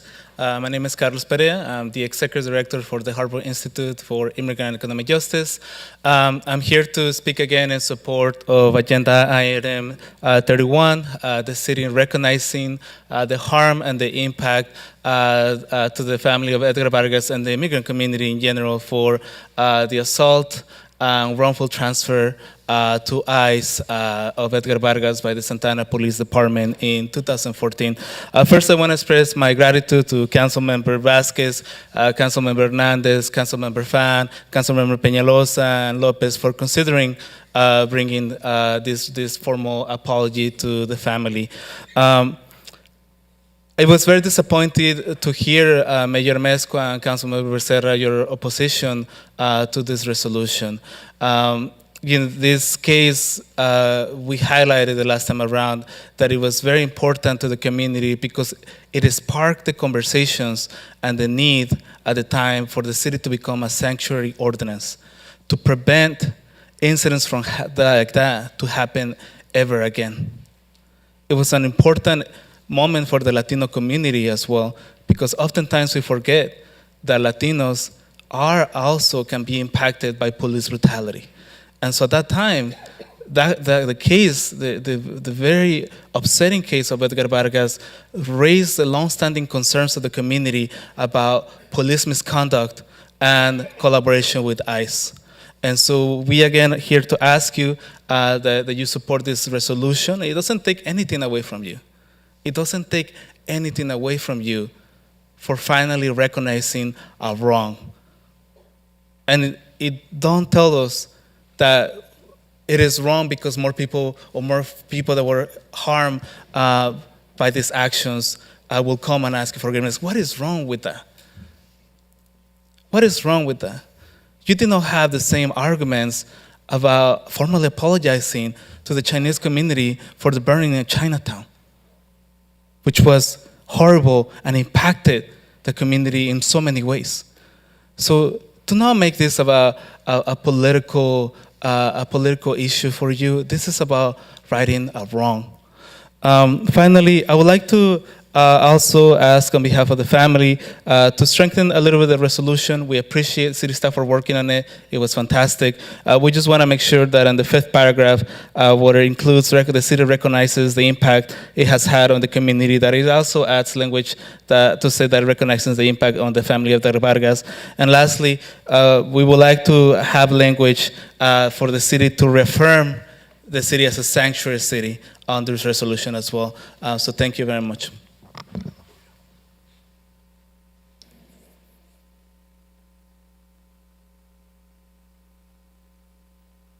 Buenas noches a todos. Quiero compartir con ustedes que esta noche es complicada, llena de sentimientos encontrados. Esta disculpa no solo es para mí, sino para toda persona más importante de mi vida, mi hijo Edgar Vargas, quien falleció hace 2 años. La experiencia traumática del abuso brutal que estos oficiales cometieron contra él cuando ya se había entregado y estaba con las manos arriba, injusta e inaceptable. En primer lugar, quiero agradecer a mi familia hasta hoy conmigo. Sin ellos, a mi lado, estos últimos 10 años de mi vida, sin su apoyo y contención, no hubiera podido mantenerme en pie. También quiero agradecer a muchas otras personas de la comunidad que se unieron a mi causa sin preguntar quién yo era ni si tenía los recursos para seguir luchando por el caso de mi hijo Edgar. Esto es solo el comienzo de un proceso para empezar a revisar la manera en que los oficiales de policía realizan su trabajo, especialmente en situaciones con personas que tienen un diagnóstico dual, condiciones mentales y adicciones. Mi hijo Edgar y nuestra familia sufrimos mucho, no solo porque convivir con una persona con este diagnóstico es extremadamente difícil, sino también porque el sistema no ayuda. Los oficiales de policía no están entrenados ni capacitados para entender estos casos, más allá de criminalizarlos. Agradezco a los concejales que fueron parte de esta lucha por la verdad y por la dignidad de una comunidad que vive con estas condiciones. Como madre y compañera y activista, quiero dejar en claro que perdono, pero no olvido. Es imposible olvidar el daño causado. El perdón es un paso a comenzar a reducir el impacto, pero si no va acompañado de acción, solo queda como un caso más. Edgar no es un caso más. Como santanera que soy, no me rendiré y no dejaré de luchar. Mi hijo no alcanzó justicia y no podemos permitir que haya otro caso más de brutalidad policial, uno más. Gracias, que pasen buenas noches y Merry Christmas para todos. Yes. Hello, good afternoon to everybody. And I am very pained with the loss of my son, Edgar Vargas. 2 years ago, he passed away from police brutality. And this is very unacceptable. As a mom, this is very unacceptable. I want to thank first and foremost my family who have accompanied me every way and has not left me behind.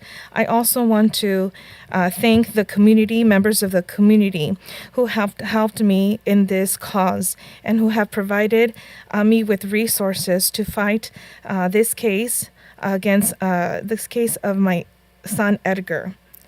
And this may be the first start for the police to start working on a new reform, especially police that have to deal with the public who have a diagnosis and mental health diagnosis and have an addiction. We have people that do suffer in that community. And this is a very inappropriate, this is very difficult for me. It's a broken system and it needs to be reformed. This police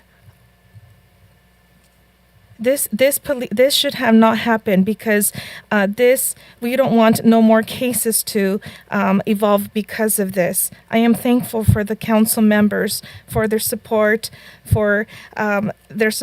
in towards my son in my case. I am a mom. I am an activist, and although I forgive, I am never going to forget. And I may forgive, but we also want this to be reduced, this type of impact towards our community. We don't want this case to be just another one for the books. I will not stop fighting for my son. He didn't get the justice that he deserved based on this police brutality. That's all, and thank you. Next three speakers, Tim Johnson, Dale Helvig, April L. Hi, good evening. Tim Johnson, Ward 3. So a couple things. One, I took my Major X oath this evening, as I have since I think 2018. We need some help, though. We have 2 vacant seats. Used to have 3 until I think this evening. Thank you, Councilmember Vasquez, for appointing someone. But we have 2 vacant seats that make it difficult to have quorum. And so I implore, I believe, Councilmember Penaloza and Councilmember Fan to try to diligently find someone to step up. And even more importantly, I implore the community to step up, because we are a city of over 300,000 people. We should be able to fill a commission. I want our council members and our mayor to be able to choose the people that represent us in the best way that they can, instead of just taking anyone. So please step up. If you're able to watch this at home, then you can volunteer for these types of commissions. You don't need to be a finance expert. You don't need to be a tax expert. You just need to love our city, which I know that there are many in our community that do. I also, in fact, I want someone to replace me. I want our mayor to be able to say, let's get some new blood on here. Come replace me, please. No. I also want to item number 14, our budget engagement item. Really, I know that this is something that just gets passed and whatnot, but I implore our community more so than our council members about getting engaged in the budget process. Speak up. Let our finance team, let our council know what our priorities are. As a finance person myself, money speaks priorities. Where we place our money is where we show our priorities. Community, please get involved in this process. It's coming up once again in the next 6 months that we'll all have opportunities to be able to speak into it. Lastly, on item number 29, I'm not going to get into whether support or not, but I want to, everyone always talks about, well, where should we have services and whatnot, and I implore our city to work with the county. There's an empty lot that is on Main Street between Red Hill and MacArthur. It's a lot of people would know that is an empty parking lot from the airport. That is the absolute perfect spot to be able to work with the county. There's no Irvine City involvement in that. There's purely county zone land. It's a perfect spot to be able to work with the county, be able to get some services for people that need it. Thank you very much.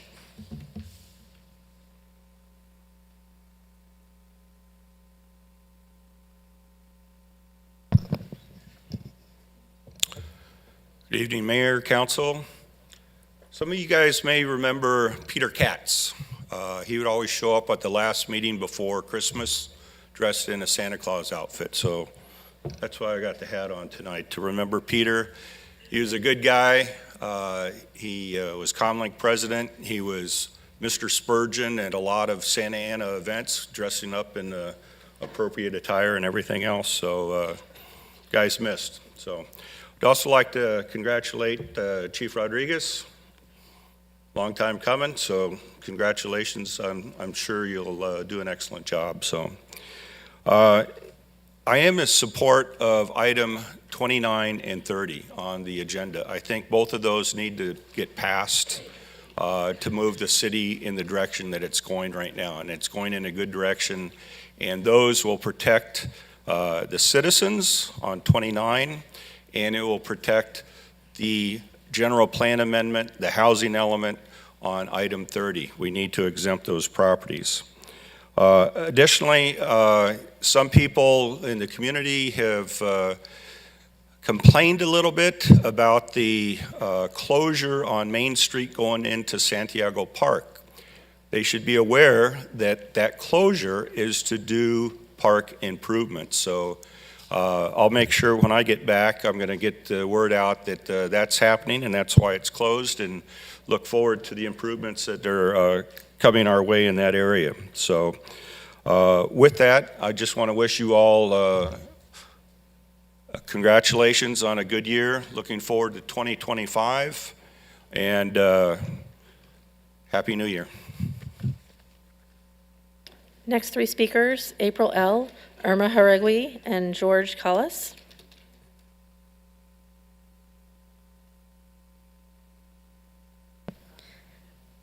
Hi, can you guys hear me? Yeah, okay. My name's April, so I live in Ward 5. I've lived in that ward for just over a year now, but I grew up in the area because my grandparents lived there first. So I've seen a lot of change, or rather the lack of change. The homeless situation has only gotten worse, and it feels like nothing is being done to really stop it. So we as a community, we're kind of tired. We're tired of seeing people, shooting up in front of our houses to the point where our children think that they're seeing like dead bodies. We're also tired of driving our kids to school every morning only for them to witness naked homeless individuals, which forces students to jaywalk, and they try to get away from the situation. We're also tired of homeless people trying to break into our homes. We're tired of being seen as the bottom of the barrel, and we're also tired of our children being exposed to all these horrible things because some wards are letting this happen. Now, the city council claims to be for the people, but if you really are, they start standing up for the future generations. Parents sacrifice so much to give their children a better life, and it's heartbreaking to see our kids exposed to drugs, nudity, psychosis, and trauma right outside of our doors. So I want to know who's going to hold the city accountable for the negligence that's being imposed on our children, who's going to answer for the fact that they're being exposed to this every day. We understand that some of these people on the streets need help. That's not in question. Yes, they need help, but this is not the time to talk about how to help them, but because we have the resources like CityNet in place, right? This is about addressing the immediate danger in our neighborhoods, and it starts with action. We need to increase police presence in Ward 5, and we need the City Council to collaborate with law enforcement to make this happen. And if you're really for the people, it's time to start letting personal beliefs get in the way of doing what's right for our community. We need you to put our children first above all else. And I completely understand that the desire to help those who need it, but it's also clear that some people need to be held accountable for the damage they're doing to our neighborhoods. And if we're going to solve this issue, we need to start by getting these individuals off the streets and out of our children's sight. So I'm choosing to believe that the police have learned from past mistakes and are now trained to identify who needs help and who is simply posing a danger to our community. Let them do their jobs, as I'm sure they will be collaborating with the right team to not arrest families in need or families who are simply having a picnic. Let's have a little more faith. Right now, we're asking for something simple. Stop letting our children grow up seeing drug use, nudity, and violence as a normal part of life. This isn't about being cruel. This is about protecting our children's safety. If you really want to help the unhoused, then yes, we need long-term solutions. But that can't happen until we address the immediate issue. We're not asking for a perfect solution. We're asking for action. We're asking for our city council. April, your time is up. To do its job.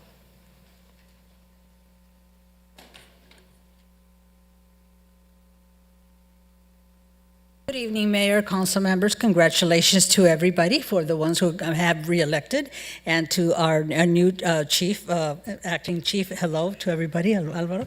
I'm Irma Jaregui from Wilshire Square. I think most of you know me, and I'm here to support item 29 and some observations.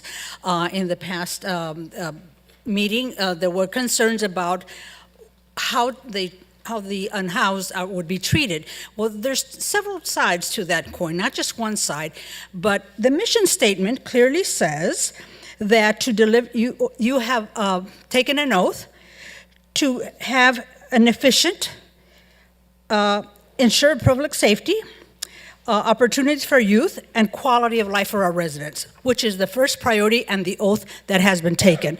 Please adhere to that. Because there's a lot of funds from the county. In doing that, you're actually being kind to the unhoused because you're forcing them to be better or get help and get support. So supporting item 29 is actually helping everybody, both the community and the people that need help because they are now forced. It's like children. I'm a mother of 2 grown men. But when they were young, I'll do a little bit of fun here, I had to use la chancla.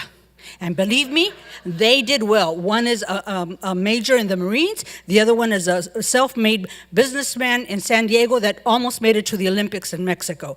But discipline, it's absolutely necessary. So I encourage you to use approved item 29. Another observation. You all know each other. Please be respectful to each other, but also work together, because I know that sometimes there's some passive aggressiveness. We observe it, all of us know. So I want to see that joy that you had in celebrating your birthday and happy birthday. I go, that's the council I want to see. Yes, you can have difference of opinions, but you can work together. Also, you took an oath to serve all the community from every part of society. We are all Santa Ana. So it's not mi gente, that gente, it is all Santa Ana. So work together, please. In that, thank you very much. Merry Christmas, Feliz Navidad, and have fabulous holidays. George Callas, followed by Jennifer Lopamato and Victor Mendez. George Callas, and I say hello to both all the mayor, Mayor Pro Tem, and all the city council members of Santa Ana. I used to be a business owner here in Santa Ana. I invested my life savings to purchase and to run what was called First Street Burger House on First Street at 2029 First Street. Even council person Jesse Lopez had visited me, and we had discussed the problem of the homelessness and how it affected not just my business, but the businesses surrounding that area. At that location, we were about a block away from a methadone clinic and the drop-off point for most of Orange County with their homeless. When they didn't want them anymore, they would bring them and drop them off there. I can only say that we purchased the business in 2020 during the height of the pandemic. We survived that, but we were not able to survive the homeless assault that took place on our premises. From physical assaults to assaults on our customers, at some point we just decided that we could not invest anymore in the business, and we decided to sell and leave the city. It was a very sad moment for us. I am not here to espouse my case. It's for perhaps my words to fall on the ears of the people of this city that have the ability to take these matters into their hands and protect the business owners of today and future business owners. My interest here is not a self-serving one, but it's to pay back the community as I had wonderful, wonderful relations with the city. We hosted the G7 in our business for over 7 months. We hosted the Coffee with Cops at our business. So we are not here just to say this happened to us, but we tried very, very hard to make it work. City Council member Jesse Lopez, we spoke at my business, unfortunately, and she understood everything. Unfortunately, it was not enough, and it wasn't in time to save us. But I hope that future businesses and current businesses are going to benefit from what I'm doing here today. Have a good evening. Jennifer? Thank you, Mayor. Thank you, council members and staff. I appreciate the opportunity tonight to represent a few of us from Metro East Senior Apartments. In the last week or so, we've had a petition taken around. There are many people who couldn't be here tonight, but there are over 100 signatures from my neighbors who are all concerned about the homeless problem. And so we do support your anti-encampment ordinance. We think it's very important. We know it's difficult to make these decisions, to choose to limit some personal liberty, but we all have to do that. To live in a civilized society, we have to restrict some of our personal freedoms, especially if they harm others. And we have a large population that's vulnerable in our senior citizen building. And we would like to come out our door and not have to step over immovable bodies that have defecated and used drugs on our front door, in our hallways, in our laundry rooms, and in our trash rooms. And I think homelessness is just a degrading thing for everyone. No one wants that. And we want a humane solution. We want people to be treated well and respectfully. But I think it's disrespectful to live on the streets and to limit the public's ability to use bus stops, crosswalks, entrances to libraries. And so we support your anti-encampment ordinance, and so do my neighbors. Thank you very much.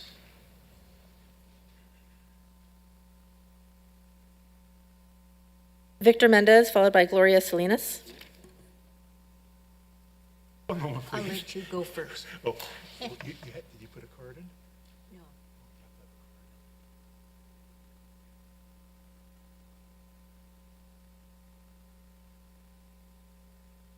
Hi, I'm the shy one here. Thank you for hearing us here today. I'm here to support the proposed City of Santa Ana anti-encampment ordinance.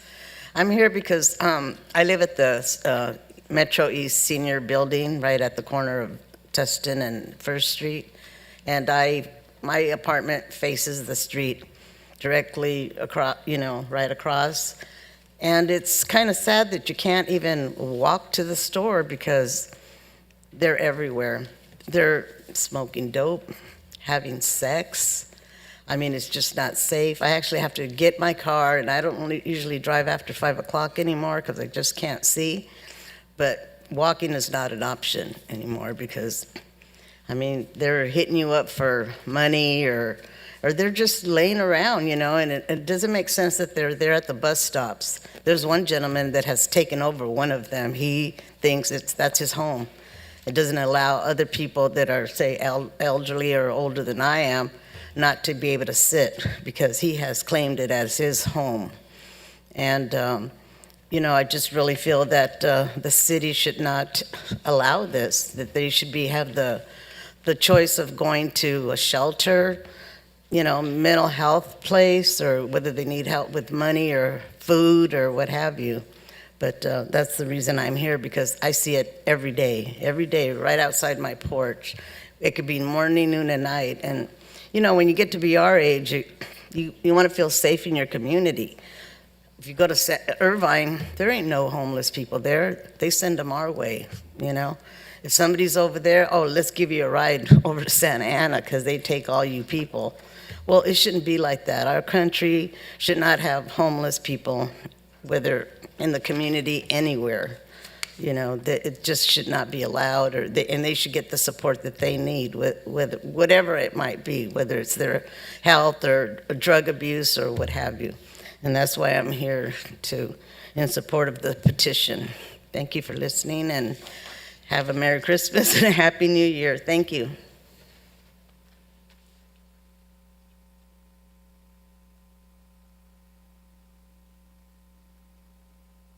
Please, I had to help our Janice has the distinction of being the oldest person in the building at 90, so let's give her a little applause. She's doing pretty darn good. She's a lovely woman. Give me one moment, please. Thank you. Your clock is running, Victor. Okay, I'm sorry.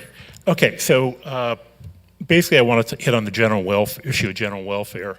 I received a very a great letter from St. Joseph Health Providence, which operates a pretty significant medical office in our community, and they wrote a letter about respecting, having compassion, commitment, and respecting the dignity of the individual, but they also support this ordinance.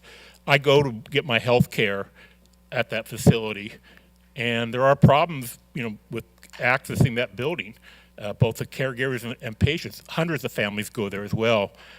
I don't feel I should have to be put in a position where I have to drive to Irvine or Newport at my age to get health care when it's just right down the street. That's incredibly unfair and violates my universal right to health care because somebody else decides the homeless have the right to be there. I think the current ordinance is very fair and very balanced. Homelessness is a very complex issue. I think it's signified by the fact it made Esquire magazine this month. And they talked about the trials of a homeless man called The Invisible Man.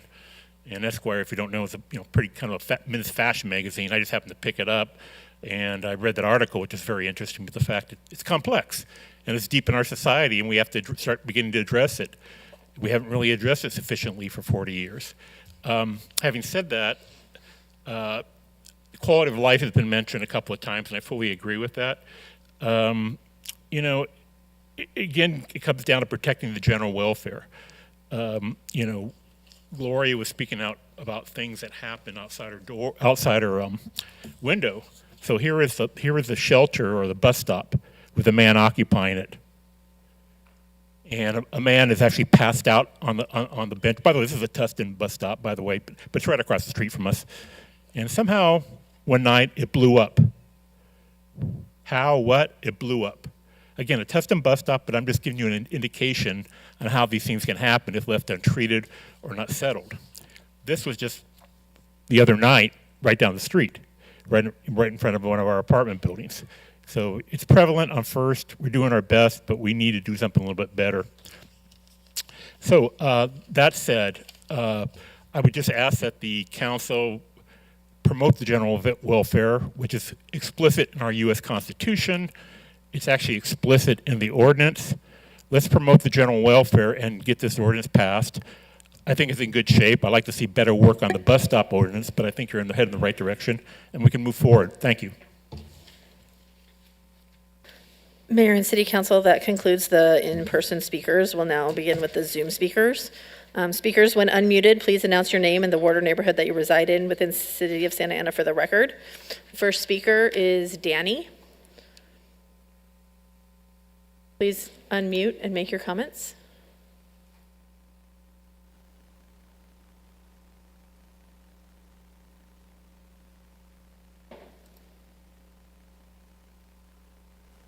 Hello? Danny, yes, go ahead, please. Can you hear me? Yes. Okay, thank you. Good evening, Mayor and council members. My name is Danny Vega, and I'm a resident of Ward 3. First, I want to congratulate the new chief, and congratulations to the council who was reelected, Mayor Amezcua, council members Hernandez, council member Lopez, council member Fan. Congratulations to you all. I am calling in support of item 29, which essentially strengthens our anti-camping laws. This item is to address an element of the complex homeless crisis in the city, which all of you have already acknowledged exists, and that is the criminal element. Santa Ana residents have time after time made it clear what is most important to them. When you look at the 2024 election and you look at the citywide ballot items, Santa Ana residents overwhelmingly voted in favor for a tough on crime bill, Proposition 36. It got 70% of the vote. It was more popular than rent control. It was more popular than our mayor. Sorry, Mayor. But I know the mayor isn't surprised by that because we know that people from all walks of life, those who voted for Ben, who voted for Hernandez, renters, non-renters, we all want the same thing. We want to feel safe in our city. And we have known this for a while if you look at budget polls and agenda items and neighborhood association meetings. Yet anytime an item like this comes up to address that criminal element, I feel like council members will strawman and conflate it with we're trying to solve the overall homeless crisis and then cite how this item is going to fail in achieving that. I feel like we're talking about separate things here. If we want to tackle the other aspects of the homeless crisis, let's have those conversations. Maybe we can do this in parallel. We have so with different priorities. Half of you will focus on getting people back on their feet, and the others can focus on keeping residents safe.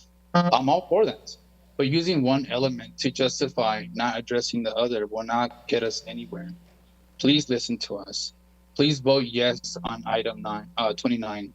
On a lighter note, I also want to congratulate the water polo team. As a water polo player myself from Saddleback High School, I remember the Saints almost capturing their first league title back in 2004 when they went up against us in my senior year when we were all in the same league. It was an exciting game and we barely won. The score was 8-6, I believe. We won league that year, and I know how great that feels. So my hats off to the Saints and way to represent Santa Ana. Lastly, congratulations to the commissioners who were sworn in. I tried to be there tonight, but the entire family got sick, so I couldn't make it.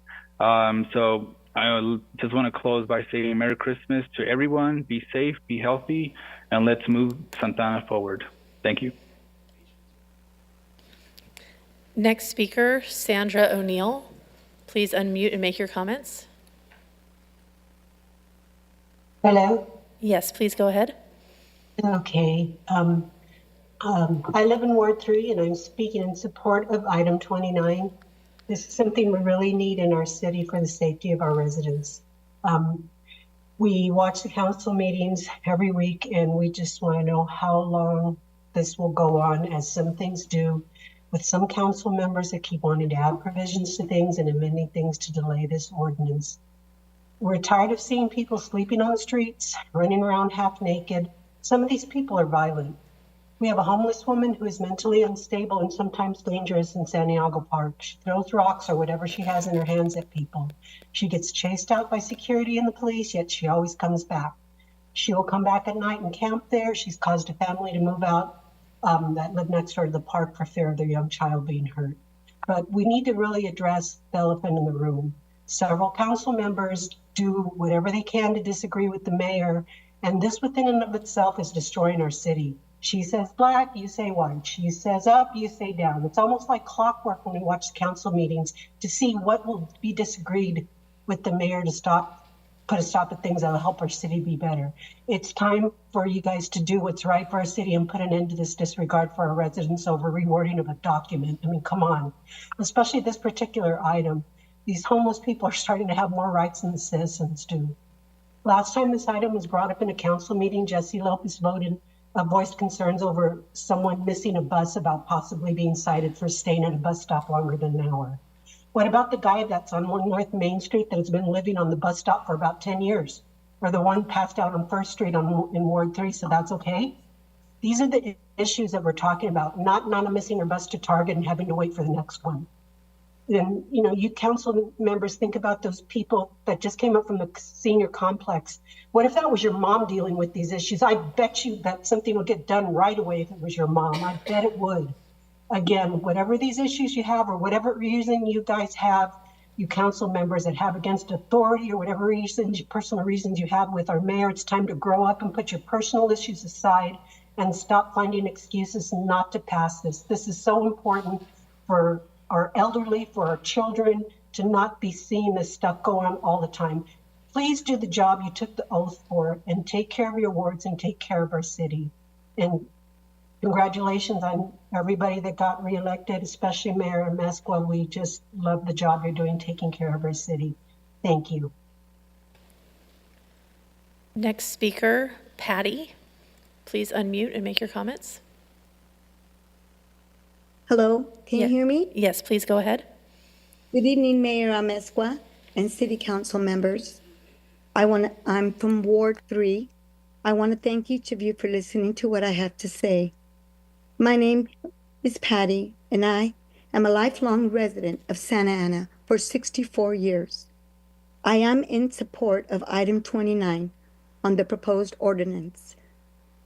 I have an adult son, the age of 42, who is currently homeless in Santa Ana, addicted to meth and fentanyl, and with co-occurring mental health disorders for the last 20 plus years. At the age of 17, his high school senior year, he started with marijuana, and that is when he was introduced to meth and immediately became addicted to it. My son has been in and out of jail, prison, faith-based min homes, and many, many rehabs, sober living homes, psychiatric facilities, and shelters like the Courtyard, the Link, and the Carnegie.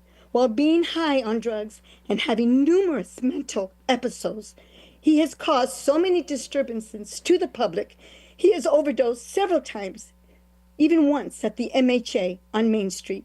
He sleeps on the sidewalks and the bus stop benches. Yes, that's my son on the bench. He has been hit by cars while walking the streets at night. He is so reckless to the point that he is killing himself each day. And let me tell you, as his mother, I'd rather he be safe behind bars than on the streets or in any encampment, bench, or park. Let me share what happened last night as my son searched for a safe place. He showed up again at my family member's house wanting help. And this is something that happens regularly. He's been looking for safety for over 20 plus years and a stable place, but a safe place has not yet to be found.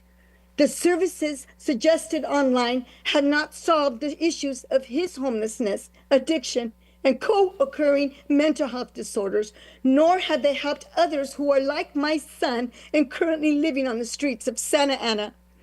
For those of you who think that this issue would be solved by housing, I believe that offering housing would be more beneficial for homeless families and individuals who are not dealing with addiction and co-occurring mental health disorders.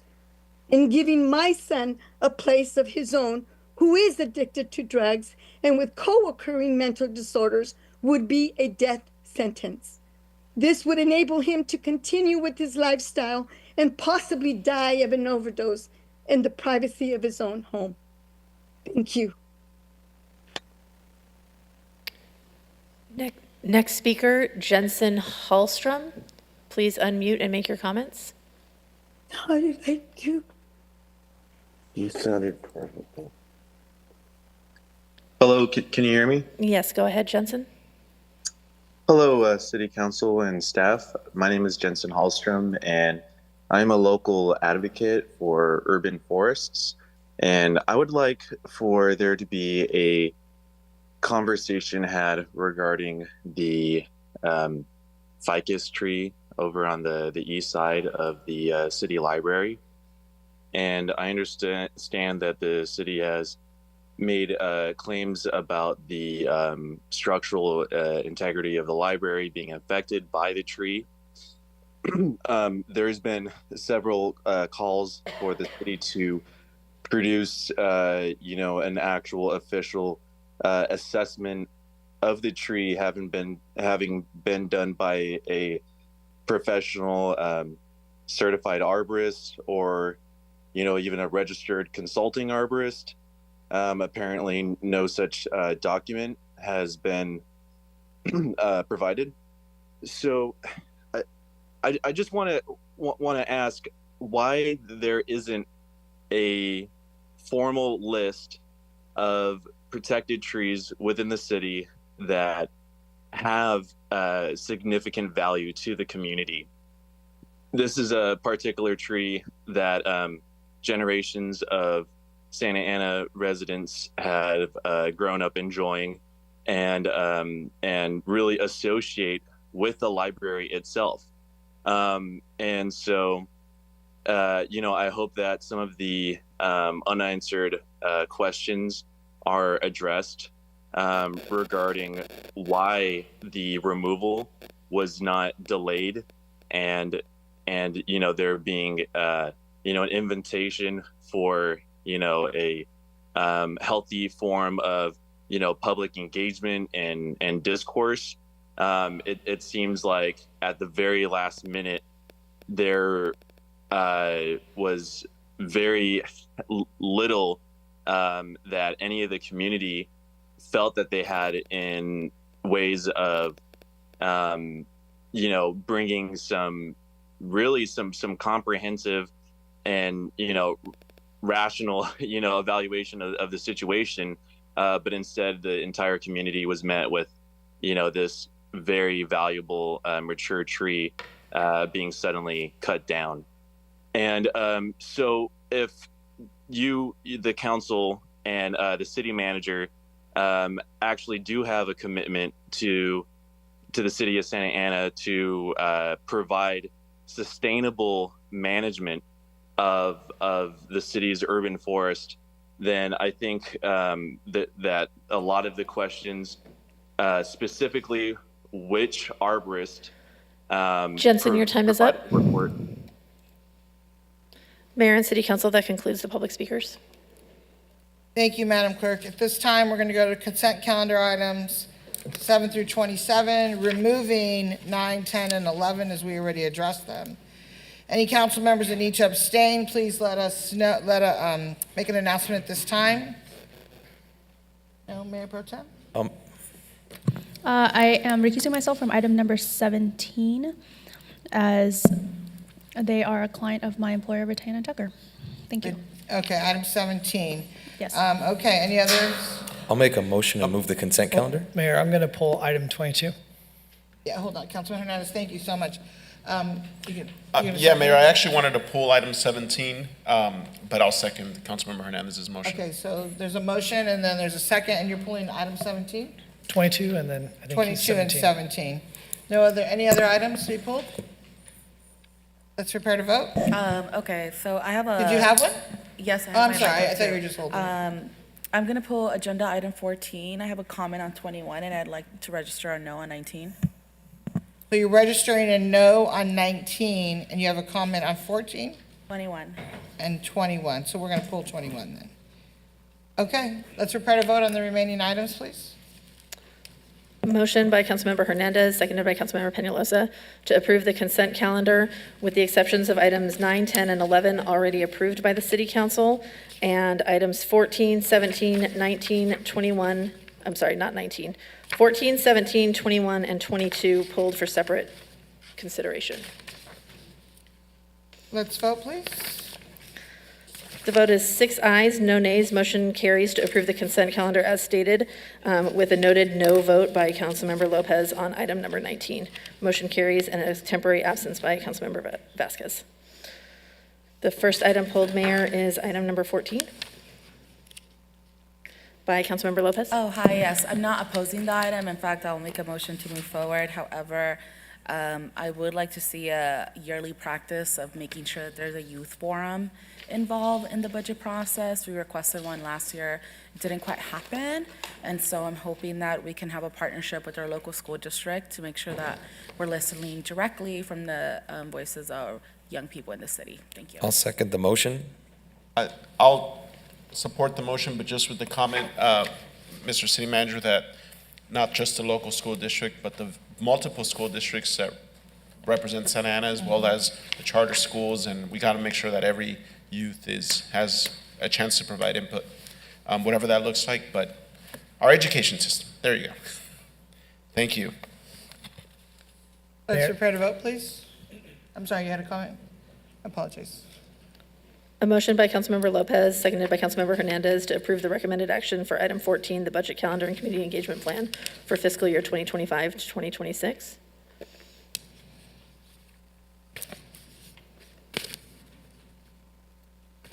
Vote is 7 ayes, no nays. Motion carries. Mayor, the next item pulled is item number 17 by Councilmember Peñalosa. Councilman? Thank you, Madam Mayor. Item 17 is an agreement with a company for ambulance and paramedic billing and collection services. Mr. City Manager, I read the staff report and thank you for that. I just was trying to get clarity on what exactly this is. And I guess I wanted to have some questions answered just so that the public is aware of how the paramedic service works in the city. I guess the first question I would ask is, if a resident within the city of Santa Ana, for whatever reason, calls 911 and needs ambulance transportation to a nearby hospital, is that service free to the patient? No. Is this on? I don't Okay. think so. No. Can there you go. Now Okay, it's thank on. you. Sorry. No, the service is not free. The service is billed to either the patient's insurance company or Medi-Cal, Medicare, that kind of thing. Okay, and I knew that, but I just wanted to get assurance, and so that the public understands how this works. And the reason why I'm asking that question is because, unfortunately, last month, on November 11th, my mom fell, dislocated her shoulder. It was a whole thing. She didn't want to call 911, but I insisted we did, so we called 911. Paramedics came out, and she was transported via ambulance. And she actually complained about the ambulance ride going down Bristol Street between St. Andrew and Warner because of how bumpy it was. That's another conversation, just FYI. But the dislocated shoulder, so you could imagine. But about a week later, she got, and this is coming from, I guess, I've been translating this mail for my mom since I was 4 years old. These types of mails and letters, and I'm sure thousands of other people in Santa Ana have been doing that as well for their non-English speaking parents. But my mom received what looked like a bill, her arm still in a sling.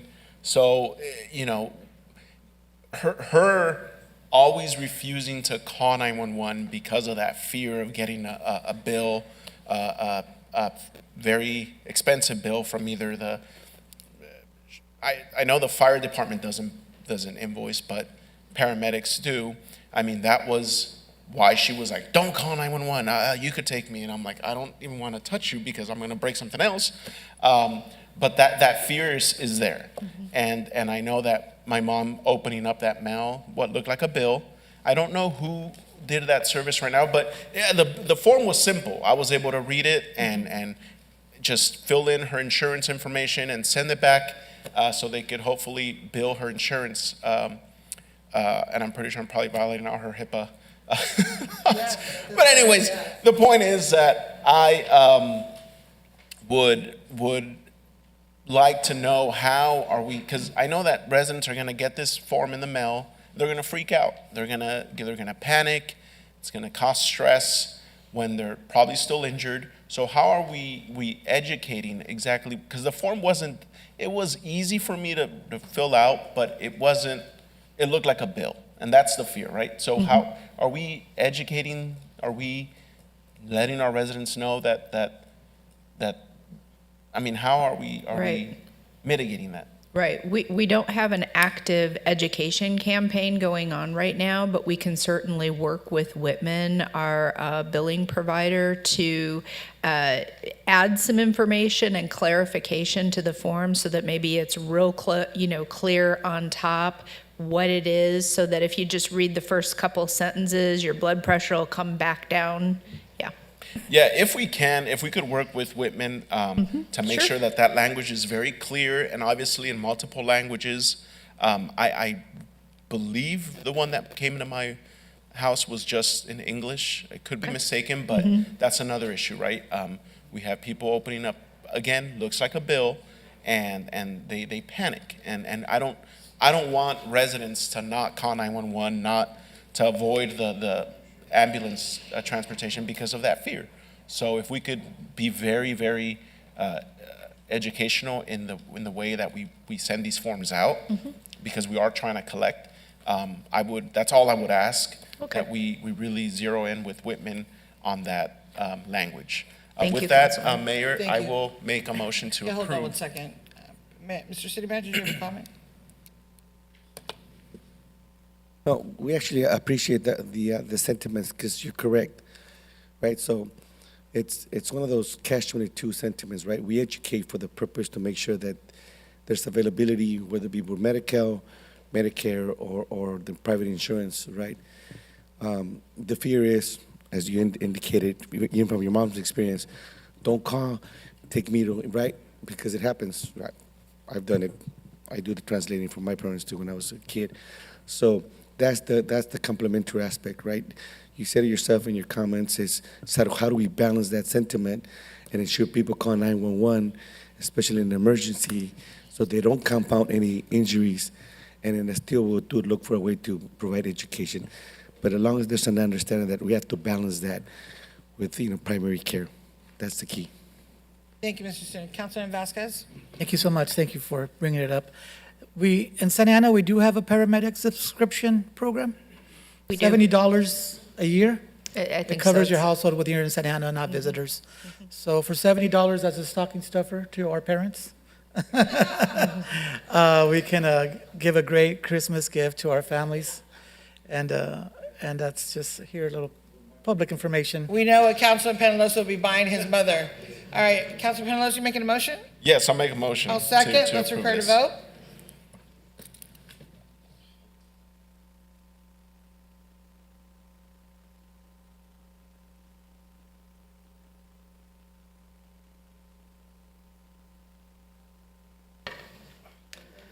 Motion by Councilmember Peñalosa, seconded by Mayor Amezcua to approve item 17, an agreement with Whitman Enterprises LLC for ambulance and paramedic billing and collection services.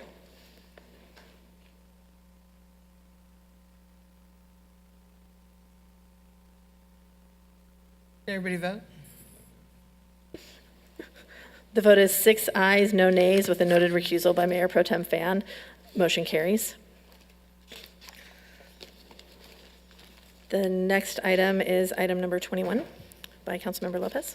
Yes, I'm happy to move the item. I just wanted to comment and thank staff because last Thursday we received a notification after work hours, of course, about a water leak. A pipe had burst on Camille and Broadway, and we were able to reach out to Public Works. Again, this was late in the day, and so I really want to thank you all for responding immediately and making sure that we stop the flow of water. And with that, I'm happy to move the item. I'll second. Let's prepare to vote.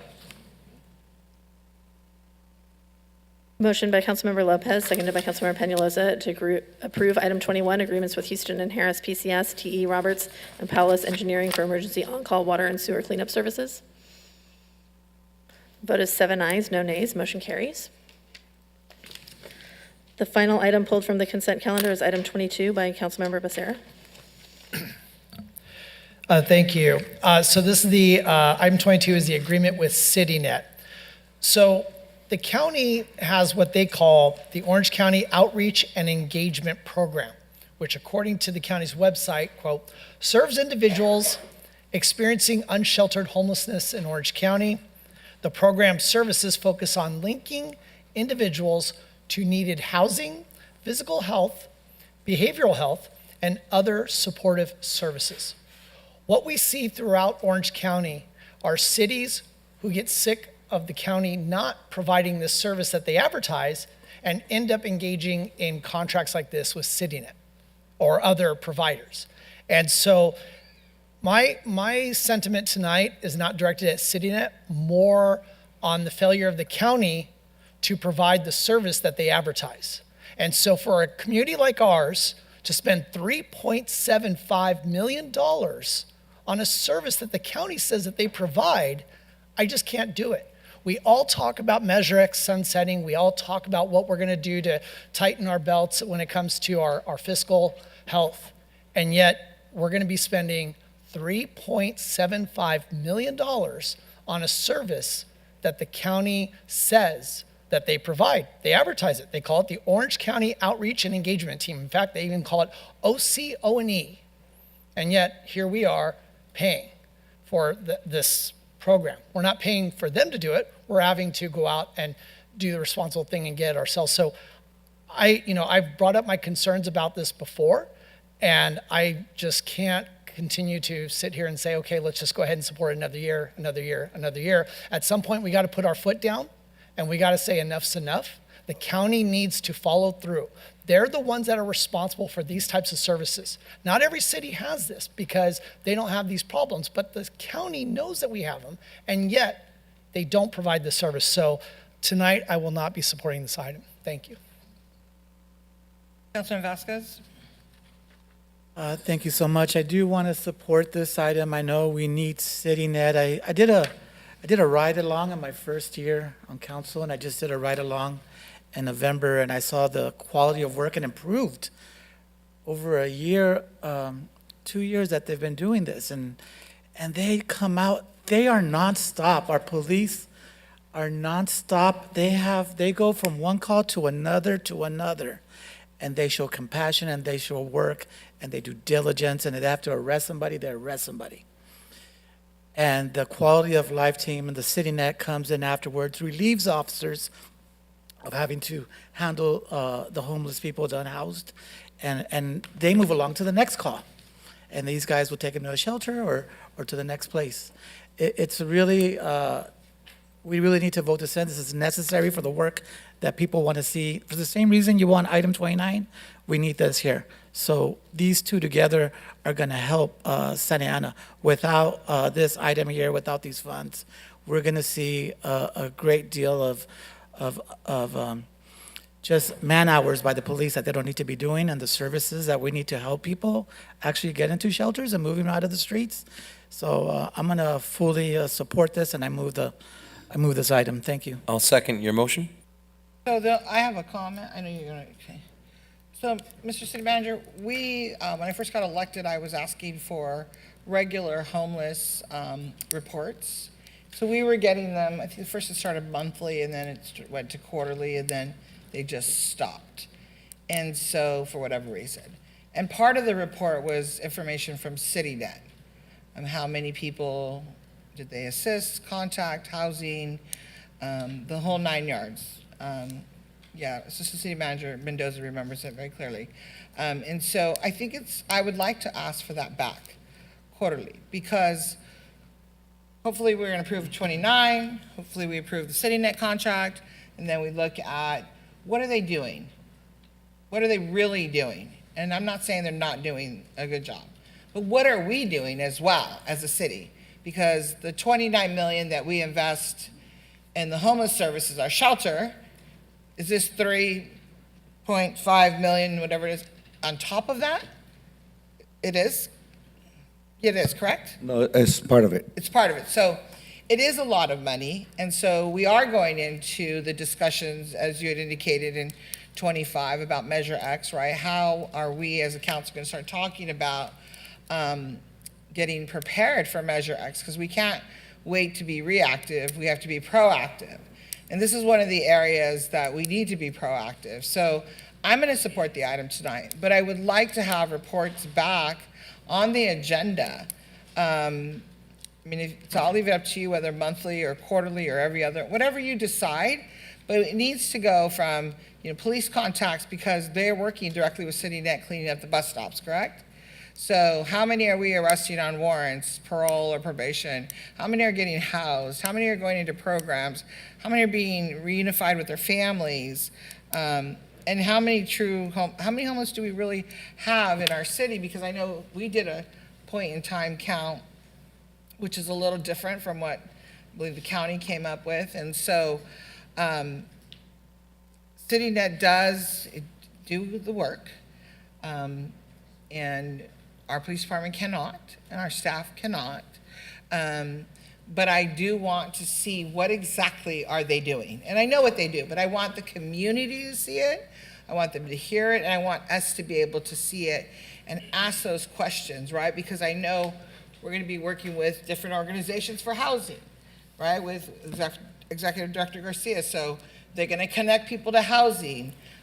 What are they doing exactly? I think for me, I don't have a problem approving this tonight, but I want that information because I think it is critical when you're talking 29, 30, whatever it may be, $31 million that we could be giving to our constituents. But instead, we're bearing that weight of addressing the needs of the homeless and the needs of the community. The community members that are homeless, that have mental health issues, that are on drugs, that are committing crime, whatever it may be. And then hopefully we'll also have street medicine. Keep our fingers crossed next year that we'll get some street medicine as well. So, Mayor Pro Tem? Thank you, Mayor. I agree with you, Mr. City Manager. I am very proud that you are our city manager because you have a great relationship with the county, the state, as well as the federal government to work on these types of issues. Now, I understand that it is the county's responsibility to provide homelessness services. However, unless and until they do that in a manner that benefits Santa Ana, we cannot avoid that responsibility too. It's our job also to ensure that the streets are clean, that people get services, and that we make sure that our residents can walk to school, walk to work, use the bus benches, et cetera. And so I look forward to seeing you work with the county, with Cal Optima. I know our relationships have vastly improved. In fact, they just did a really big resource fair this past weekend at Valley High School. And so I want to see us continue to improve on those relationships so that one day we can change these agreements and we don't have to take on this burden. But until we do that, we can't just turn a blind eye and say we're not going to provide these services, because ultimately these are going to be people who are on our streets, and either they are arrested or they get services. Otherwise, they will stay on the streets. So I hope that as our police department collaborate with CityNet, with Cal Optima, with the county, and all of our partners to get services, we will get to decrease the funding for CityNet, and we will continue to work on our budget. Thank you. Thank you, Councilor Penalisa. Thank you, Mayor Mesqua. Thank you, city staff, and I see CityNet in the audience. Thank you for being here as well. I understand where Councilmember Becerra is coming from, because I've also, not always, but at times have had my own frustrations with the service that I'm seeing, or why we're being redundant or duplicating a service that the County of Orange should be providing, right? But here, I definitely don't want to pull the rug from underneath the services that we're currently providing as a city. So I am supportive of the contract. What I do want to suggest, and I'm not sure if it was Councilmember Vasquez, was it you who made the motion, or was it a friendly amendment? I'm trying to listen to all of my colleagues here to approve this without the automatic renewal, but in 6 months come back to us with a detailed data record of what services and how many people and how many contacts, a detailed, just like Mayor Mesco was asking for, to see if the $3.7 million are being put to good use. Then from there, it'll be a receive and file, I imagine, and we can make that determination as a city council if we want to extend for that second year, instead of just allowing for essentially approving a 2-year contract, because then, it would, help us continue service, and it keeps the provider on their toes in providing the service to our city. So I would make that amendment, Councilmember Vasquez, that we approve the item, but without the automatic renewal, that before it renews, it comes back to the city council for consideration. I accept the amendment, but I invite all the council members to do a drive along with the quality of life team. But just to clarify, Councilmember, this is a 1-year contract. Yeah, but with the 1-year option, because our intention was exactly that, right? We do want to do the quarter updates. We want to work with CityNet, obviously, right? We are looking to partner with the county, with Cal Optima, and with, in conjunction with this, as part of our law enforcement response, yes, we want to pass the amendment to Chapter 10 so that we can see that the city is presenting a holistic, comprehensive approach at that level, right? And again, with Prop 36 coming into effect, grant span changes. So obviously, this year is going to be one of those years where we are looking to make that level of impact. 6 months may not be enough, Councilmember, obviously at your discretion. To collect data? No, yeah, well, that'll be enough data, but it still allows us to be more factual, to have a whole year. Because what's happening is, right, we'll partner probably with Cal Optima if we can get our street medicine, right? And it also allows us better to work with the county. We already have a meeting scheduled with the county behavioral component. So we're looking to expand.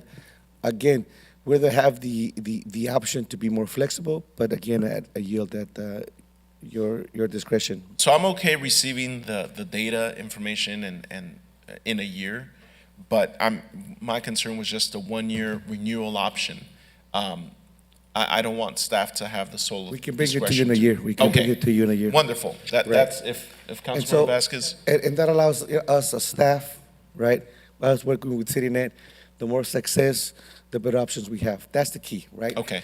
And again, in conjunction with hopefully, unanimous approval of, But you'll Item also 29. provide Yes. quarterly reports? Yes, we have to. Okay. Otherwise, that's the key regarding this, right? And when we say that, we often care about what is holistic and comprehensive approach. This allows us and for us to monitor. And you're right, Mayor, and as Councilmember Becerra said, and Councilmember Vasquez said, and actually everybody has said, right? Our approach is how do we maximize our relationships with all entities? That's right. Cal Optima, the county, the districts, McKinney-Vento students, right? The state, yes, right? How do we monitor creatively the fact that we have data, not on a yearly basis, every 3 months? What do we do? How do we do it? And why do we do that, right? So that it doesn't take us a whole 9 months, 6 months to know where we're going, right? Our objective with sunset of Measure X, the 0.5, is that we want to have a directed plan, 6 months, 8 months, so we know that this is quality of life concern, one of the key pillars of concerns within the city, in addition to public safety and housing and affordability of having jobs, is to make sure that we have a comprehensive plan within the 6 to 18 months are our key issues. Thank you, Councilman Becerra. Thank you, Mayor. So I would ask my colleagues, for all that remember MHA. So when MHA 2 years ago was before the county board, what did they do? They approved another year of funding, right? It wasn't until we said, hey, enough's enough. We can't keep continuing to see this happen to our city. And finally, we got them to stop. They were considering a 5-year agreement. And thankfully, we all stepped in. I remember Councilmember Penaloza and Mayor Mesqua being there to say enough's enough, right? But so I hear my colleagues say, well, we'll get data. Okay, what do you think the data is going to show? It's going to show what's in the exhibit. That's going to say CityNet did the following. CityNet went out and made these contacts. They got some folks into housing. They got some folks into, wait, let's think about this. Shelters. Where are those shelters? Oh, that's right. They're in our city. 2 of them, a county and a city shelter, both in our city. We continue to demonstrate that we're going to do all that we can to help the homeless. And I'm proud of our compassion as a city. But I know, because I speak to our residents, enough's enough. At some point, we're going to have to say, sorry, county, we're not going to continue to subsidize your empty promises. We're going to stop subsidizing your empty promises, and we're going to say enough's enough, and we're going to cut off the contract, and we're going to make them actually fulfill their promise. But if we keep letting it go another year, another 6 months, another 2 weeks, whatever it is, if I'm the county, you know what I'm saying? Thanks, Santa Ana, thanks. Keep funding it, because now we don't have to. Now we can dedicate our resources to other cities that have put their foot down. So every time we renew this contract, every time we get a little bit of data, and then we say, we should do another year, another 6 months, guess what? The county's going, thank you. So the only people we're pleasing right now are the County Board of Soups. So you're welcome, guys. Councilmember Lopez? Yes. I mean, directly to our constituents, I think I would like for you to understand that this item is supplemental in nature. If you want more to be done, this is one item where we can do more than baseline county services. I don't think that anyone who advocates for do anything that you can would say take CityNet away, because they recognize that you would be taking one tool in the entire toolbox that we're using now to address this issue, right? CityNet, if you read the scope of work, it is not the enforcement arm of the city of Santa Ana. It is not, it is in fact the opposite of that. It's non-enforcement. It is what we wanted to bring in 2021 with the understanding that we had limited resources, limited money to keep investing through the department, through the PD. So CityNet serves a specific purpose of being able to go out into our community I've been out with CityNet for hours. Sergeant Montiel, I see you in the audience. You know this. When we were at the creek, we were there for a very, very long period of time. I would rather have an officer be addressing a crisis in our city than standing over someone asking them if they would like services. This is the function of CityNet in our city, and I believe that it serves a really great purpose. I'm not sure how much reporting we can ask of them. In the scope, the contract, we already demand monthly, quarterly, yearly reports. I don't want to inundate an organization that is only trying to achieve the collective goal of helping to permanently exit people off the streets by saying, you know, we want a weekly, hourly, daily reports. I think it is incumbent on us to be informed and to read all the reporting that is already being given to the city and made available to all of us. And so I will be supporting this item today. And you know, I think it's important for people to understand the nature of the work. 7 a.m. to 9 p.m. Covers a lot of the hours that we can't do. And I believe, City Manager, that the bigger picture here is perhaps thinking down the line to reduce some of the issues that you're hearing from this diocese, bringing the services in-house. That being said, that is going to be a financial barrier to the city. I see you nodding your head, right? And so we're doing what we can with what we have. It does not mean that we're doing for the entire county. It is actually providing a service to anyone in the city of Santa Ana, particularly for those that can prove their ties to our community. Are you done? So, Mr. City Manager, just for clarification, I don't recall us having a conversation and bringing it in-house and voting on it. I did not ask for a report daily, hourly, monthly. So I want to be really clear, and I'm not going to go back and forth because it's ridiculous to do that up here. But when we first became mayor, we were not getting that information. Yes, we get it as the council and the mayor, and I read things all day long, but the community doesn't get it. So you could say, it's on our website, go look. It's really easy to say that. Go on the website and look. But people don't do that. They don't have time. They're working or whatever it may be. So I'm not up here telling any of the council members, well, you didn't read it, it's your response. What I'm saying is that it was working. And for whatever reason, we stopped doing it. And it wasn't by the minute. It wasn't even by the hour. It was just how many people were contacted, how many received housing, yada, yada. Very simple report. So I don't want anybody out there mistaken that, oh my God, the council or the mayor is asking for this minute by minute report. No, that is not what I said up here. And if you look at the reports that we used to get from Ken, they were like 3 pages. Here you go, boom, boom, boom. Here's how many took services, here's how many did not. And so, you know, one of the comments that somebody made earlier about, you know, getting along, and I'll add to it, having respect for each other and getting business done. This is a good example of it right now. Nobody was saying we're doing this, and nobody should be saying, well, you have to read it. We do that. I could guarantee you up here probably every single person reads what you give us. So, but for me, and I think for some of us up here, spending $30 million is a lot of money that can go to our constituents, right? So we're going to give CityNet this contract. Hopefully it passes tonight. They're doing a good job. They're going to continue to do the work, and they're going to continue to report back to you, and they're going to work with our police department, and then we're going to see how they're doing. Again, whether the report is quarterly, I'd like it quarterly. And then at the end of the year, as Councilman Penalosa asked for, a full report. There's nothing wrong with that. Being a county baby for 30 years, let me be clear, because I'm the first, I won't say the oldest, up here. I grew up in the county. I had a job, I had a career, I had a profession, and I was out of those streets at 2, 3 o'clock in the morning making contact with unhoused people in Civic Center, finding children sleeping under a box and their parents sleeping around them, protecting them. And I was incarcerating them or helping them or referring them or driving them to the Salvation Army, helping people that had open sores and that were severely addicted to drugs. And we had detox beds, Chief, if you remember. We had detox beds. We don't have those anymore, unless we find some, I don't know. So I'm one of the only one that can sit up here and say, yeah, I have been out there. I don't need to go out on a ride along with CityNet. I appreciate the work they do. I have been out there for 30 years, and I don't want to go back out there again. Only when I need to.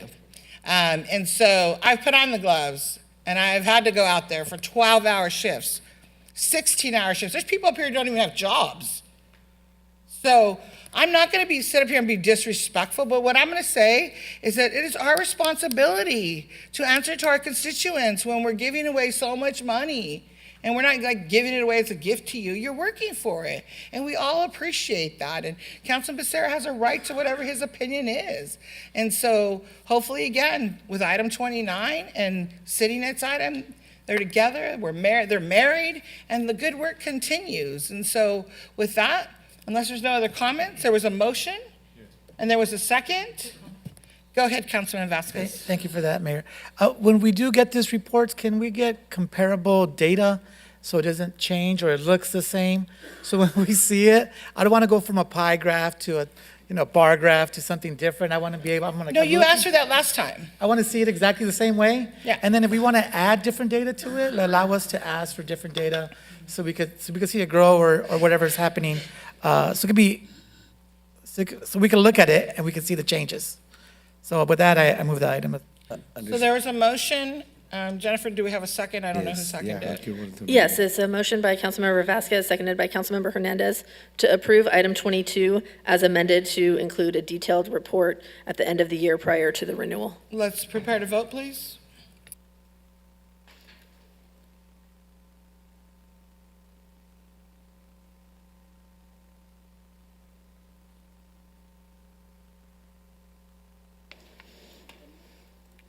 Vote is 6 ayes, 1 nay, nay by Councilmember Becerra. Motion carries. Mayor and City Council, that concludes the consent calendar items. Thank you, Madam Clerk. At this time, we're going to go to the business calendar. Item 28 is the review and reappointment of regional boards. Madam City Clerk, do you have a staff report? Just a brief announcement. This is the biennial review of your appointments to the various regional boards that we are allotted as a city to serve on, to represent the residents of the city of Santa Ana on items such as sanitation, water, flood control, other governmental issues. And so this is your opportunity to either continue, all of you are eligible to continue to serve in the same positions you were appointed to over the last 2 years, or if any of you would like to provide additional different nominations, you can make changes at this time. Councilman Panalosa. Thank you, Mayor. I will make a motion to continue with the current appointments status quo of our council to serve on these various boards. I'll second the motion with an amendment, council member. Given that the Orange County Water District seat is termed out for our mayor, Valerie Mesqua, I'd like to see if you're open to including, adding to your motion, Jesse Lopez being the representative on OC Water District.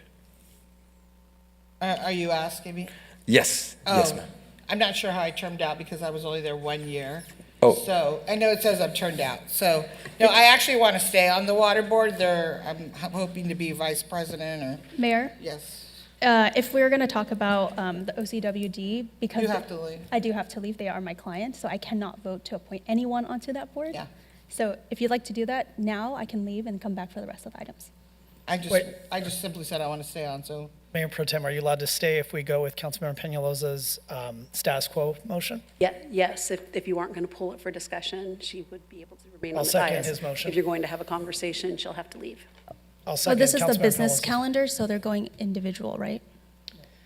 Oh, It's at your discretion to either do the entire slate or individual regional appointments. So Okay, there just was to a be clear, I motion and a seconded. second? Yes. And then you made an amended motion? Yes, thank you, Madam Mayor. Given that you want to keep that seat, I wanted to see if there's an opportunity to rotate my alternate for the Sanitation District. I currently have Councilmember Benjamin Vasquez, but I know sometimes your schedule can conflict with OC San. Councilmember Lopez, do you have any interest in serving as an alternate on OC San? No, as long, that's fine. If Councilman Vasquez is going there, he's got to take SCAG then. Skag it is for you, my brother. I'll accept that amendment. Thank you, sir. Thank you. He said no to SCAG, remember? Yes, he did. Okay. No, thank you so much. All right, let's prepare to vote with the exception, we're making the changes for Councilmember Lopez. Okay. I don't know, did you say you're taking SCAG? Next year, oh, okay. So just so that I'm clear, I have a motion by Councilmember Peñalosa to appoint all the current incumbents to their positions with the exception now of an amendment made by Councilmember Hernandez for the alternate to OC San to be Councilmember Lopez. Do you accept that amendment? Yes. Then that would be the motion on the floor. We're gonna sneak in SCAG later.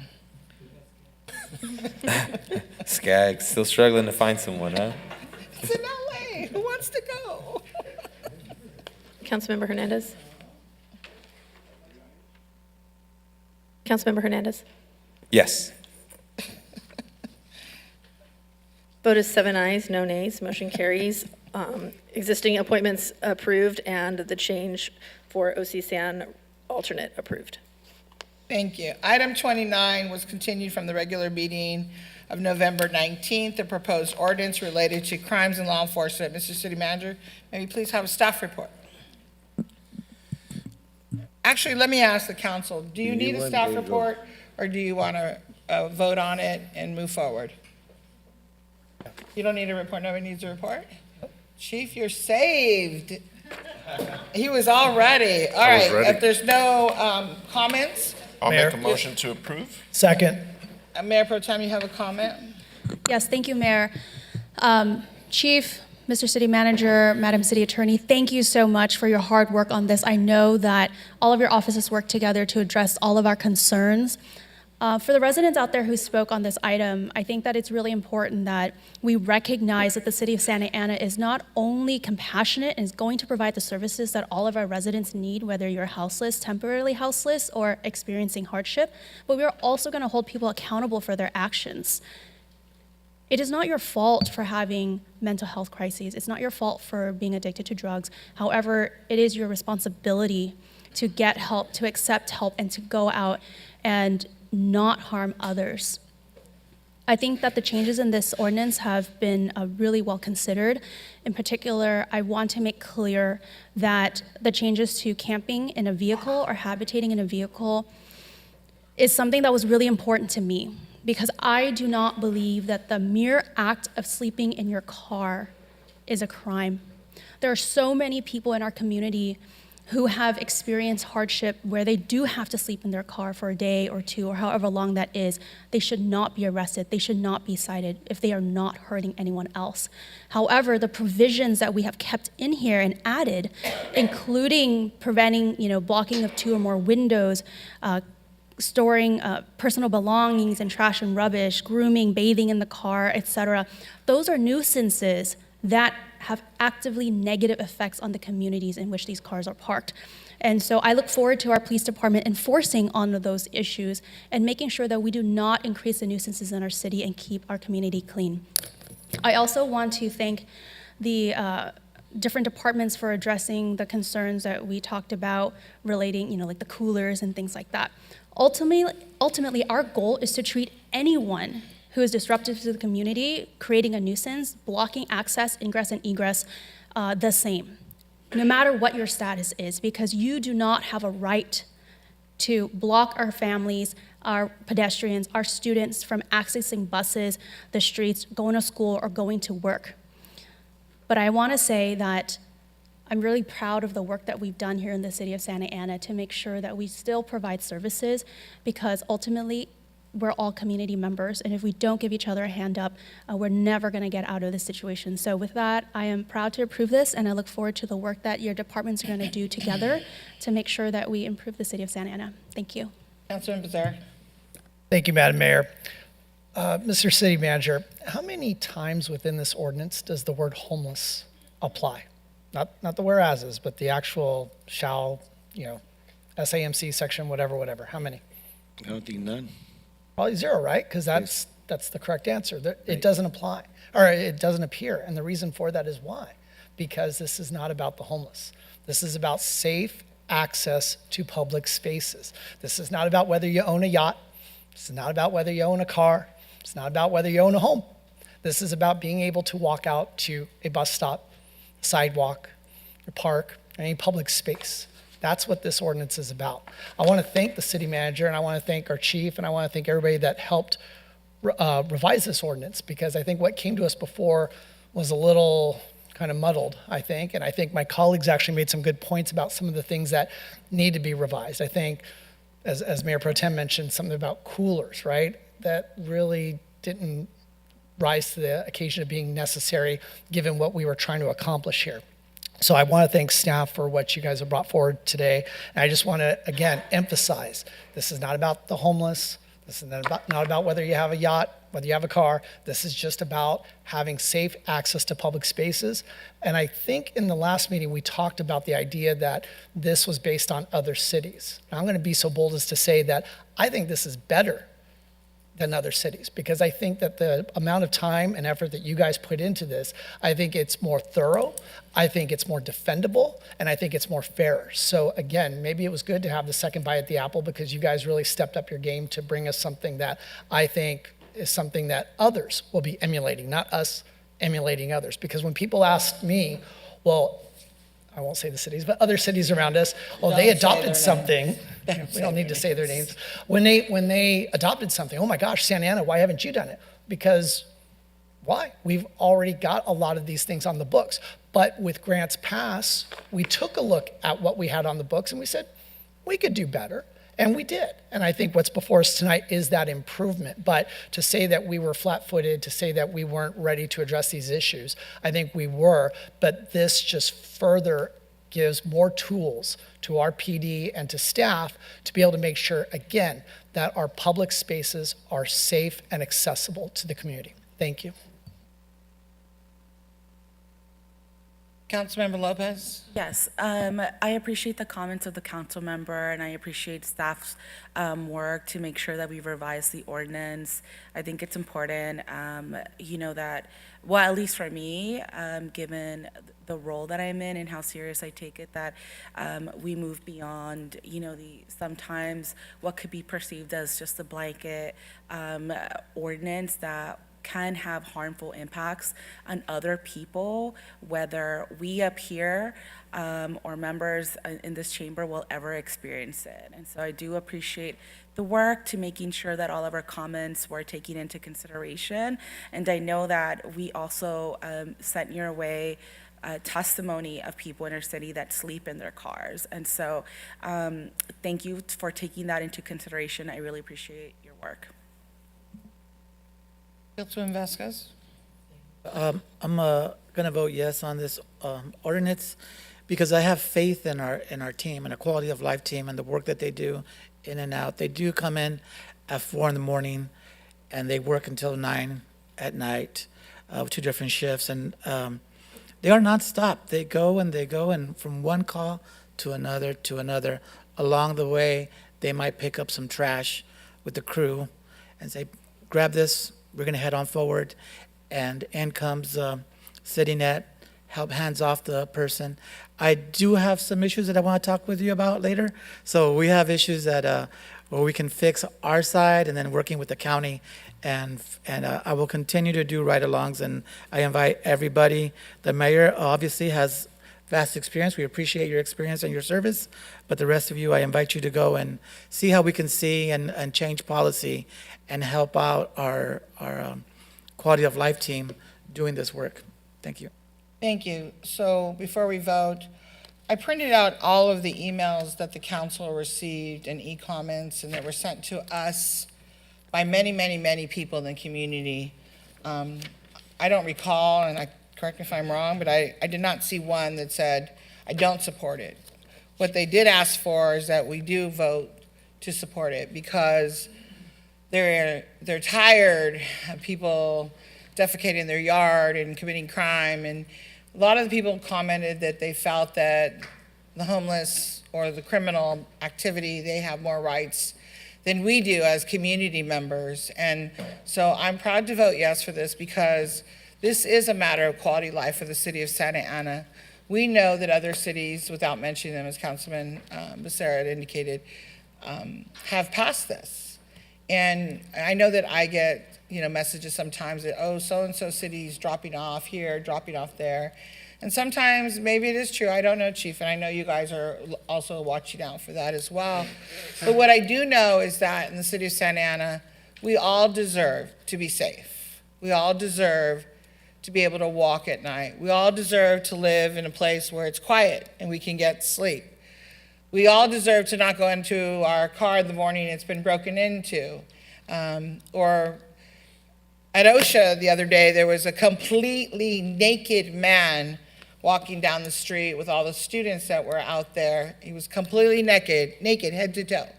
And I appreciate all the people who come out and make public comments. But let's really look at what is the priority in the city of Santa Ana. It is about our quality of life and our safety. Because nobody wants to walk out their front door wherever you live, even if you are, safely living in your car somewhere and not committing crime and not a bothersome. And you still want to be able to be safe. And we still want police to do their job. And we still want CityNet to do theirs. And we still want the CULT team to do theirs. So, as we all know, and those watching home and those up here, I get the negative comments because, yeah, public safety and quality of life is important to me. It is a priority to me. It is a priority to me because the constituents of this city deserve to live just as safe as Irvine, Newport, Orange, Tustin, because in their council meetings, they don't have these long, drawn-out comments about these type of services. They don't have these. They support it, and they say, move them out. Move them out. And I want to thank the city staff, Mr. City Manager, Commander Andrade. You're always in the background. Thank you very much. Mr. City Manager, Chief, thank you. The first go needed some tweaking. And the three of you and some other city staff, our Deputy City Manager, you guys had a team. You guys did it. Really appreciate it. And so you brought it back, and it's going to work for us. And on December 18th, Chief, I believe, the Proposition 36 goes into effect. So, as we say, here we go, right? And with this, now let's see what happens. And I look forward to seeing our officers not just drive by when they see the guy passed out on the bus stop or on the middle of the street, like I shared with you the other day, but actually stopping and making contact with them or calling CityNet to offer them services, because now they can offer that assistance or do something about it. And I really appreciate that. So I'm looking forward to it. So let's prepare to vote.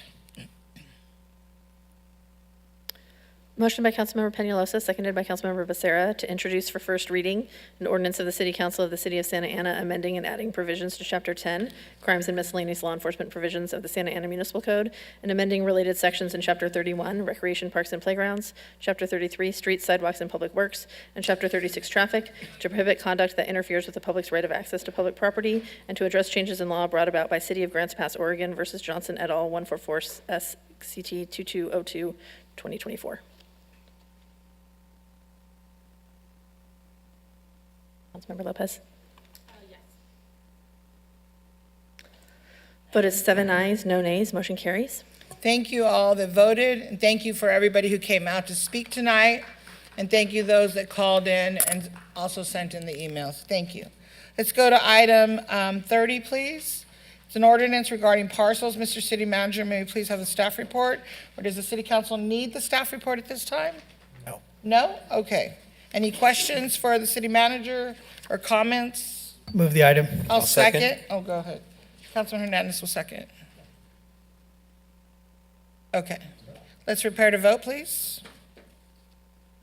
Motion by Councilmember Becerra, seconded by Councilmember Hernandez, to introduce for first reading an uncodified ordinance of the City Council of the City of Santa Ana, amending the list of replacement parcels and parcels exempt from California Government Code Sections 65912.114 and 65912.124, based upon written findings pursuant to California Government Code Sections 65912.114I and 65912.124I, and determining that adoption of the ordinance is not subject to CEQA pursuant to Sections 65912.114.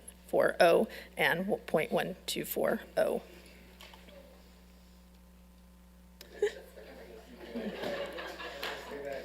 Madam City Clerk, you are amazing. That's all I have to say. I didn't get you last far. Could you do it again? And the vote is 6 ayes, no nays, with a noted absence by Councilmember Lopez. Motion carries. Mayor Pro Tem bought that item. All right.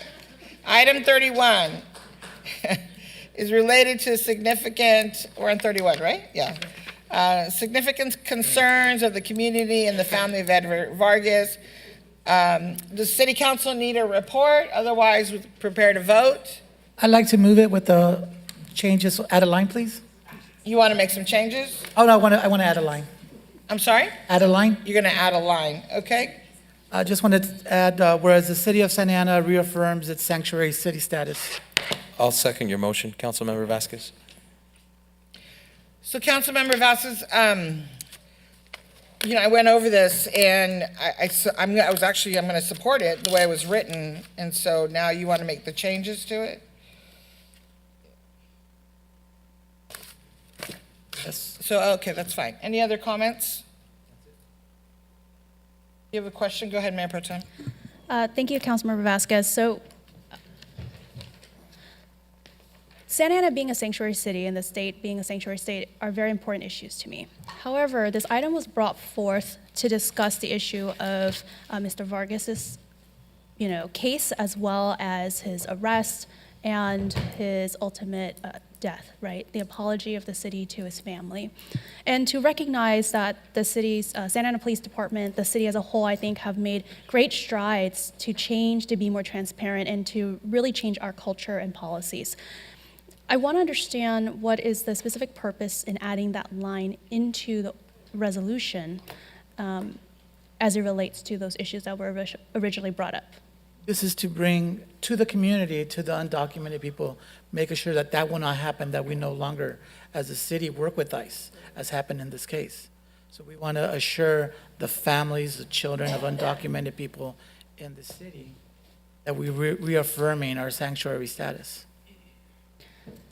So I guess the reason why I asked is that under state law, as far as I'm aware, so please correct me if I'm wrong, that we do not, right, under certain state laws, work with ICE or transfer anyone to ICE unless there is a valid judicial warrant, in which case we are required to comply. Therefore, that is the basis under state law. I'm just trying to understand, because I'm trying to make sure that we are specific to the issues that we're trying to address, rather than expand it in a way that is so broad that is not related to the concerns that were originally brought up. This is not an action, it's a whereas. We're just reaffirming that we're a sanctuary city, and we're giving people to make sure that they understand that we're in support of them, regardless of status, of legal status. Can you share the specific sentence that you are looking to add? Whereas the city of Santa Ana reaffirms its sanctuary city status.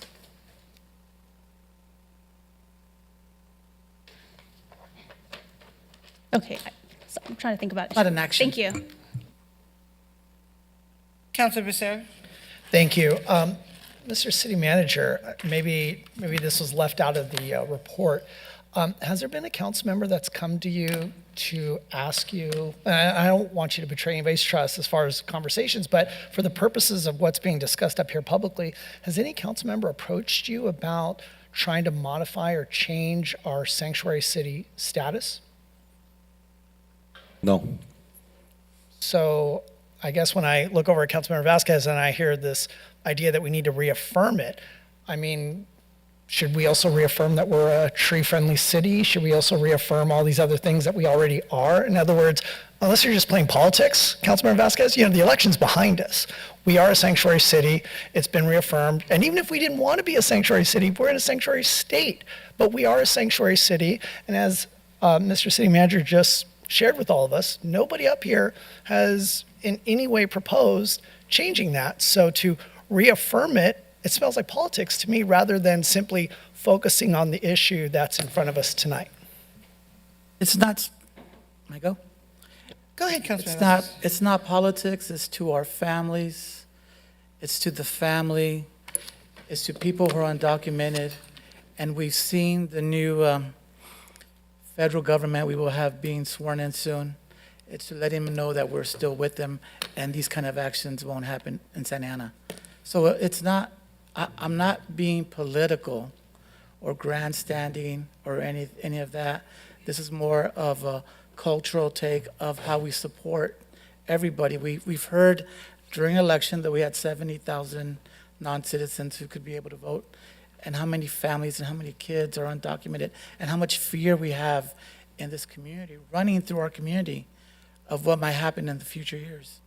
I mean, there was families that were divided, kids that died in internment camps. Like 6 children died while under the last Trump presidency in ICE camps, right? So we want to reaffirm our support and how we stand morally. These are the things that brings us together. And I want to make sure that that's part of it, because that wasn't there before. And because of what happened, we now have a sanctuary city. We have police oversight. We are a better city for it. We are a better police department for it. So I want to make sure, we want to reaffirm. Right. It doesn't take anything away from anybody. The whereas is not an action. It's not taken away from you or anybody else or any citizen. It's just giving people a peace of mind. And that's where I'm going. So, Councilman, I'm sorry, go ahead. So Councilmember Vasquez, so with that, I was willing to support the resolution as presented tonight, even with the fact that for some weird reason, we had to state, because apparently it wasn't obvious to the world, we had to state this. Whereas the city of Santa Ana values all human life and is committed to respecting and protecting the dignity of every individual. Sorry to put you on the spot again, Mr. City Manager. Has any council member come to you and said, I don't really value human life, I don't want to respect or protect the dignity of every individual in our city? Has anybody come to you and said, maybe we shouldn't do that? No. But yet we're reaffirming this. Again, we're getting to the point where we're going to start doing water is wet resolutions. So again, you want to add that in there. Again, it smells like politics because it was presented to us at the last meeting. You had a chance to put that in there at the last meeting, but now you're putting it in this time. And again, I understand there's a lot of people that are afraid in this community, but whenever anybody expresses those fears to me, the actions that were taken in the past are already there. Just like I don't believe we need to reaffirm that we have a police oversight commission. Do we? Does anybody doubt that we have a police oversight commission? Does anybody need it reaffirmed?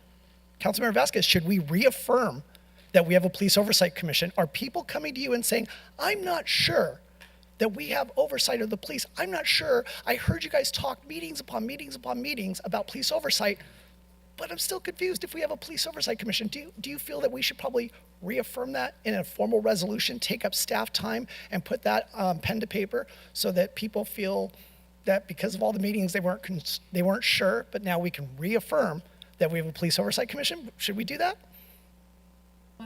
The undocumented You don't wanna answer families my of this question? community, if you have no compassion for what they're going through right now. Oh, wow. So you're If- saying I don't if have you don't have compassion? see- That's a little Okay, rude. Quorum, okay, guys. all right, here we Quorum. go. Let's Here we just take a go. vote. Okay, so stop, please. This is Very rude. exactly, this is, again, somebody made a comment earlier. We're not going to start out this way, really. I think you had all the votes, Councilman Vasquez, the way it was written. I would believe you did. It's very well written.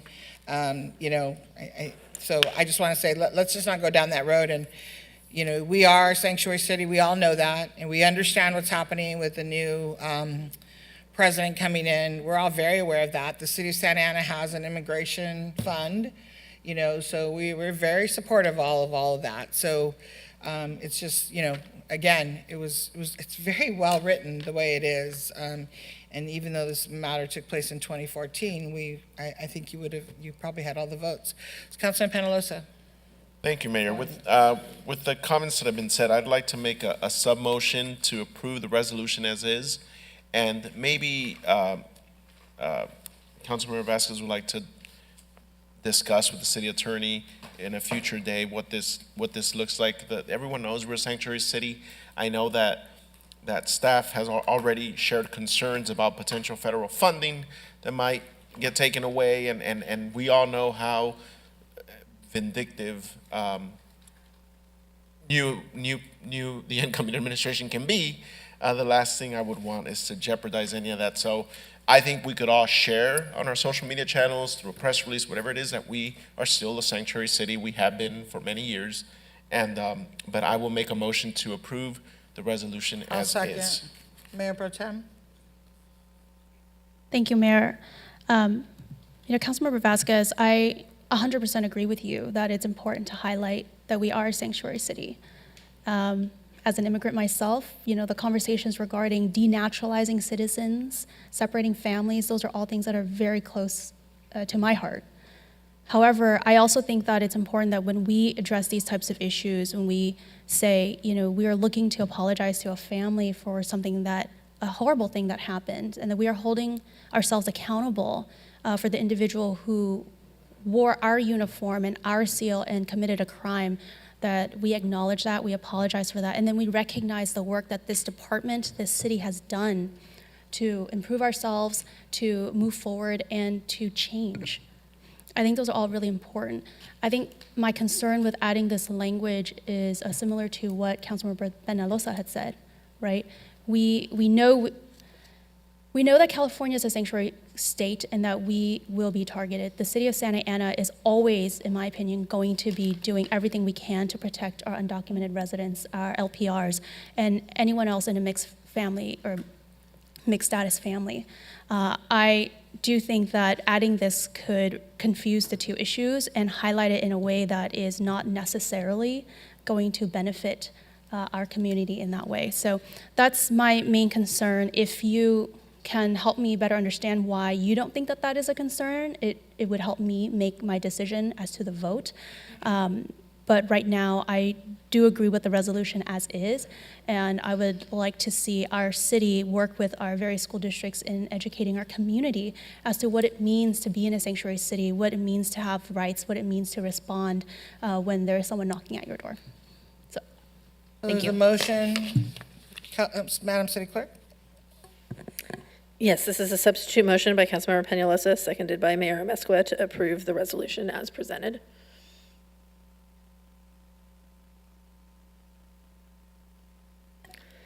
And this would be a resolution of the City Council of the City of Santa Ana recognizing the significant concerns of the community and the family of Edgar Vargas Arzate and reaffirming the city's commitment to justice, accountability, and community relationships.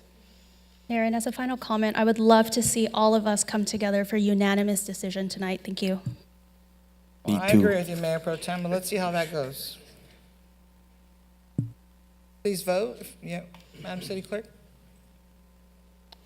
Vote is 7 ayes, no nays, motion carries. Perfect, thank you. Let's go on now at this time we're going to end the business calendar.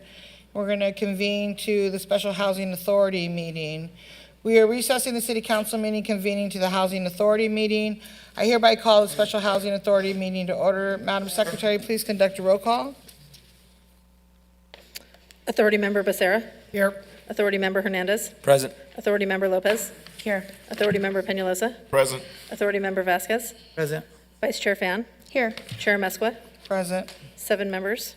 Madam Secretary, are there any additions or deletions to the Housing Authority agenda? There are none. Madam Secretary, do we have any speakers for the Housing Authority agenda? We do not. Does any authority member wish to pull an item for separate discussion? I'll move the items, Madam Mayor. All right, there's no comment. I'll second. Perfect, let's prepare to vote. Thank you, Councilman Hernandez, Councilman Penalosa. A motion by Authority Member Hernandez, seconded by Authority Member Penalosa, to approve the Housing Authority consent calendar items 1 through 3.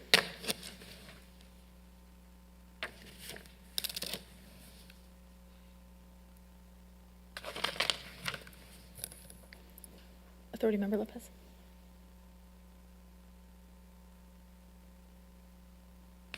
Vote is 7 ayes, no nays, motion carries.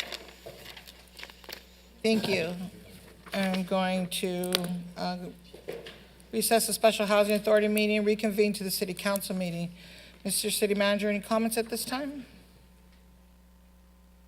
Again, I want to reintroduce our appointment of Chief Rodriguez. Welcome to the team, and I think we're going to do good work together. Second, I do want to thank the City Council today. I think it was important with the CityNet contract and the amendments to Chapter 10. And it also, with the passing of this resolution, 7-0, it shows a comprehensive approach that we're trying to bring as part of the leadership component to make sure that there's a better understanding of how we as executives here with the City of Santa Ana work with our community, understand our policymakers, and we're hoping that you're seeing that in the work being produced and the work that we're accomplishing. And I want to wish the Mayor Pro Tem, all council members a Merry Christmas, and thank you for the opportunity to serve you. And I also especially want to thank our City Clerk. You're right. She is good. Always comes and brings me a smile when in a busy days like tonight. Our city attorney and the team, and of course our executive management team and our deputy city manager, Silvia Vasquez, for all the help. I think 2025 is going to be an excellent, productive, and effective year, and thank you all for everything. Thank you, Mr. City Manager. At this time, council member comments. Councilmember Vasquez, please. Thank you. Thank you. First, I want to congratulate our new Chief of Police. Congratulations. We're honored to have you serve us.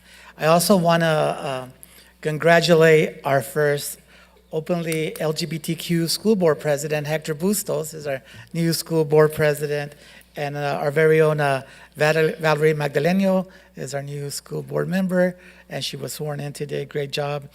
I want to wish everybody a Merry Christmas. I'll be supporting 3 toy giveaways this season. We're going to be at Jerome Park on the 22nd, so look out for details on my Instagram or Facebook at Jerome Park on the 22nd, Sunday. And on Monday, I'll be working with the Pico Low Neighborhood Association. We'll be at Pio Pico giving away toys to the children of that area. And on the 24th, I'll be with Supervisor Sarmiento helping out with the toy drive there. And just Merry Christmas, everybody. Enjoy your month that we have off from here, I guess. I will see you guys in a little bit. Enjoy yourselves and Happy New Year. Thank you. Councilmember Lopez. Yes, first and foremost, I want to congratulate you, Chief. I can't wait to partner and work together. I really love your story, and so I know that you being from our community is going to come with a different work ethic, and I look forward to that. And thank you, City Manager, for the appointment as well. I also just want to congratulate Trustee Magdaleno for having her first SAUSD board meeting today. We cannot wait to see all of the great things that you're going to do with your bold leadership. And again, congratulations to Board President Bustos being openly LGBTQ young. I think that's really important in this day and age, especially as we know that so many of our civil rights and people's basic human rights are also under attack. And we love to see young people in the city that are born and raised from our community leading the city that they deserve to lead. I also want to invite the community to attend the upcoming toy drive that we're going to have in downtown Santa Ana on the 3rd at 10 a.m. We hope to see you there. We always provide a hot meal as well, and we're looking forward to also gifting our families some groceries for the holidays, since we understand that the economy can be a little rough sometimes for some folks. And I just want to wish all of our staff happy holidays, Merry Christmas, Happy New Year. We hope that you will celebrate with your families and that you'll enjoy yourselves over the holidays. Thank you. Councilmember Panelos. Thank you, Mayor Mesqua. Just wanted to wish all our residents and our staff and everyone in here a very Merry Christmas, Feliz Navidad, to our Jewish friends and neighbors, Happy Hanukkah.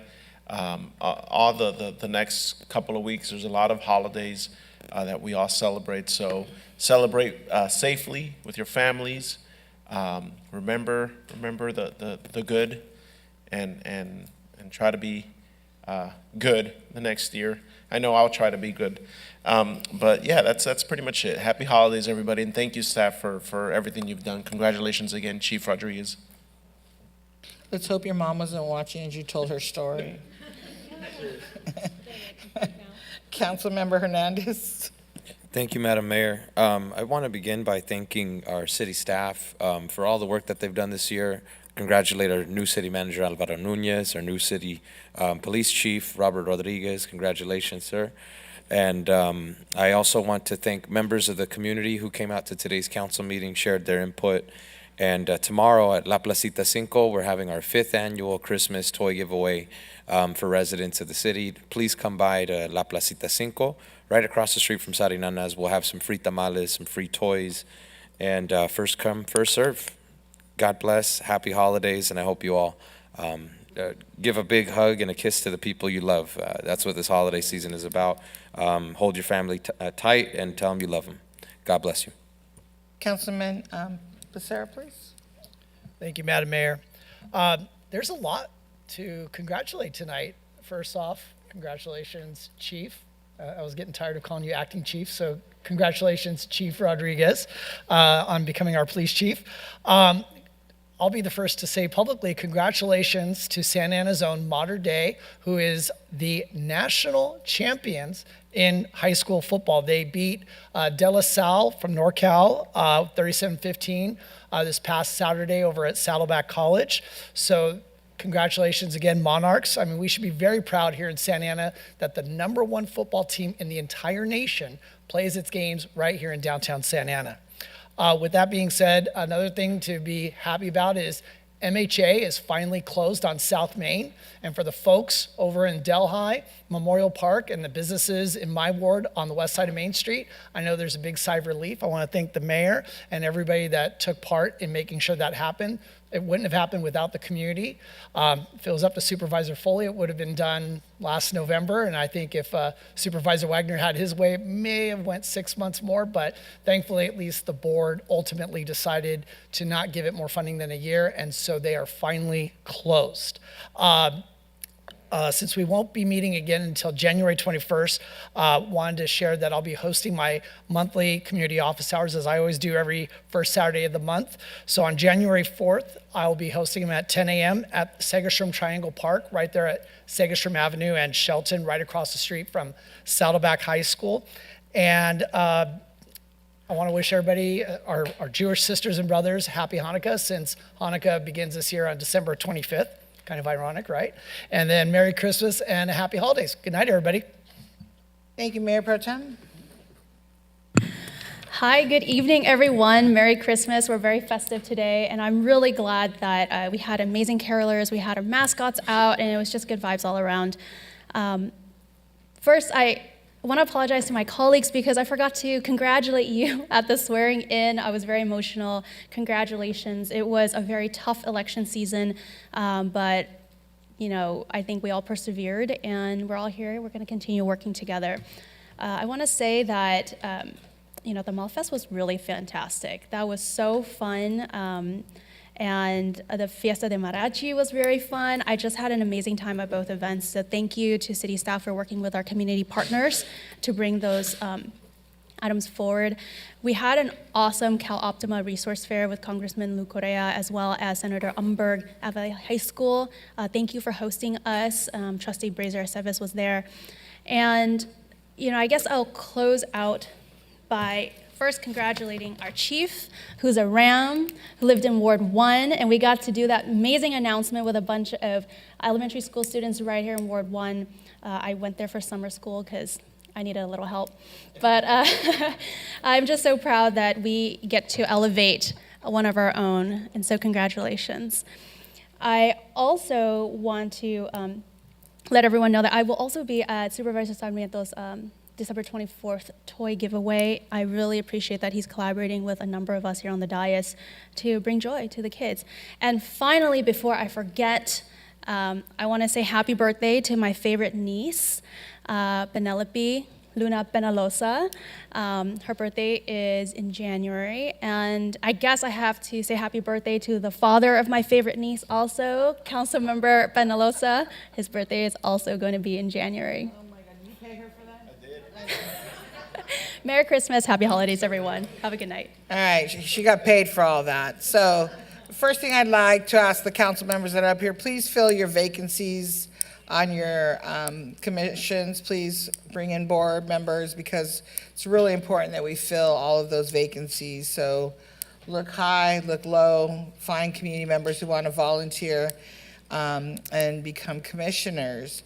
So December has actually been great so far. Congratulations to Deputy Chief Esparza on his retirement. I've known him a long time, well deserved. Congratulations, Chief Rodriguez. I didn't call you acting, I just called you chief. It was just too long to call you acting. So now it's official, and it was great to be there at Russell Elementary. And when I think Mayor Pro Tem or Councilor Penalosa asked, how many people want to be police officers? I don't remember who asked that question. Like, all the kids raised their hands. How many want to be police officers? And they all raised their hand. And so it was great to see. I'm sorry? Oh, it was, okay, whatever. Here, he's going to interrupt me again. He does it every time. All right, so Wilshire Square Parade was fun. Oh my God, I had a great time. Thank you, Wilshire Square. I look forward to the next parade this in 25, Christmas. It's just a great parade. Loved it. So many people. You guys got to go. That's all I got to say. And I want to ride on the fire truck next year because apparently you got to be on the fire board to do that. Let's demand it. Okay, we're going to demand it. All right. The League of California Cities hosted their fourth quarter OC division meeting at Santa Ana College, where we hosted and we welcomed a large group of city representatives and various police departments throughout the county. And it was really good to see everybody there and hear that, you know, how we're all on the same page talking about the importance of public safety and working together, and Prop 36 and the goals that our law enforcement have, working with the community. And that was the message, about working together, unity. So it was really good to hear that. Sheriff Barnes was on the panel. Great information at that event. And I was there with Mayor Pro Tem and Councilman Penalosa. I don't think Councilman Becerra was there. Were you there? No, huh? Okay. And then the Gerardo Moet Park grand opening, for those of you that were there, it really was a very special moment for his family, for everybody, and those that knew Gerardo for a long time, like our city manager. You know, it was a very special day to open that park in his honor, and I'm glad that I could be there and participate. And I want to thank SIVA for donating food to almost 60 families. You know, it's nice to see them out there. And it seems like every time we turn around, SIVA's there. So it's a good thing, and they're giving out food. I co-hosted the Asian American Senior Citizens Luncheon. It was great. With the city staff, the police department, CityNet, Parks and Rec. I think we were busting at the seams at the senior center with 150 seniors, and they're great, and they want to dance and eat and take lots of pictures. And the police officers are the most popular people at that luncheon. Mike and I just got to sit down and enjoy our lunch. Well, they want to take pictures with the police and fire. So thank you, fire and police and city staff and CityNet for joining us. Our seniors, as we know, we need to be a senior-friendly city. And we have a large population of seniors that live in our city. And so, as you all know, I pay special attention to them. They're important to all of us. Whether they're our parents, we have parents who are seniors. Some of us are, I'm not a senior, but some people are seniors. But we are a senior-friendly city, and we need to continue to be, Mr. City Manager. And I really would hope that we continue to do that. We also had the 5th annual Tamal Fest, and myself and Councilman Penalosa and Councilman Becerra, you know, we had a toy giveaway. Thank you to all the volunteers that came out to help. We distributed over 800 toys. Thank you to all the groups that donated toys. And we were able to give out all those toys. And I couldn't be there that day, but I know Claudia was there, and I saw the pictures, and I can tell you that the little tamales, the kids that were dressed like little tamales, they were adorable, absolutely adorable. So thank you, Councilman Penalosa and Councilman Becerra, for always joining me on that. And before I close, Mr. City Manager, I've asked a couple times, and I don't want to be the Grinch, but I've asked a couple times about Santa Ana Unified picking up and dropping off our students that live at the shelter. Madam City Attorney, they have not complied. So I would like to request that we reach out to them via letter They are in violation of the McKinney-Vento Act. And I looked it up again because even though I was a school board member for 8 years, I wanted a refresher. So I looked it up, even contacted a friend of mine who's an attorney for education. And he said, no, Val, McKinney-Vento, read it. You know it. They got to pick them up and they got to drop them off. And then if they have IEPs, they need to comply. I don't know why, again, Councilman Becerra talks about this. We're paying for that. We're taking care of that. We as the city of Santa Ana are having our Illumination Foundation case managers driving kids to and from school.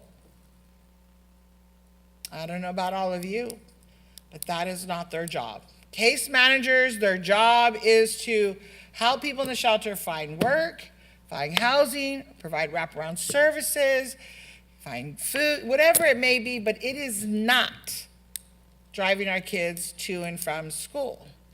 That is Santa Ana Unified's or Garden Grove Unified, and I don't think there's any Garden Grove Unified.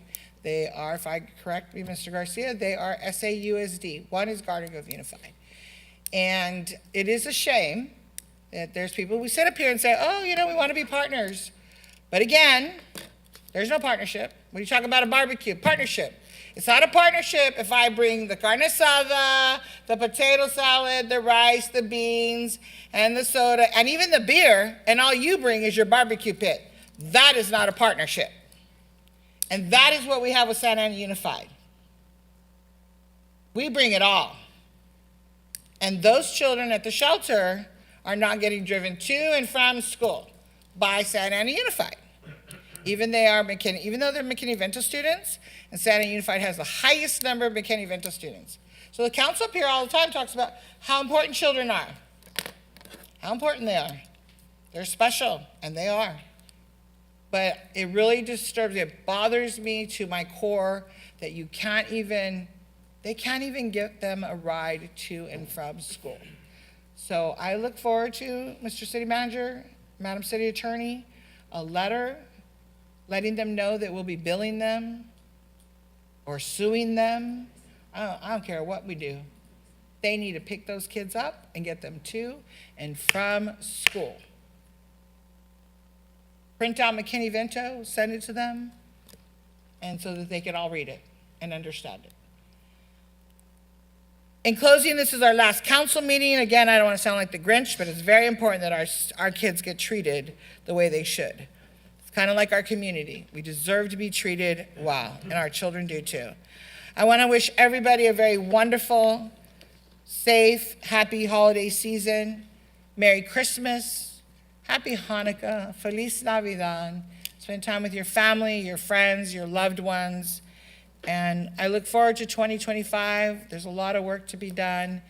And to the city staff, I really want to thank you for the swearing-in ceremony and the event at the Bowers Museum. It was wonderful. It was very well put together. The lion dancers, the mariachi, the whole thing. And it took all of you to do it. So thank you all very, very much for putting that together for those of us that were sworn in again. And with that, I'll see you all on January 21st. And Merry Christmas and God bless. Recording stopped.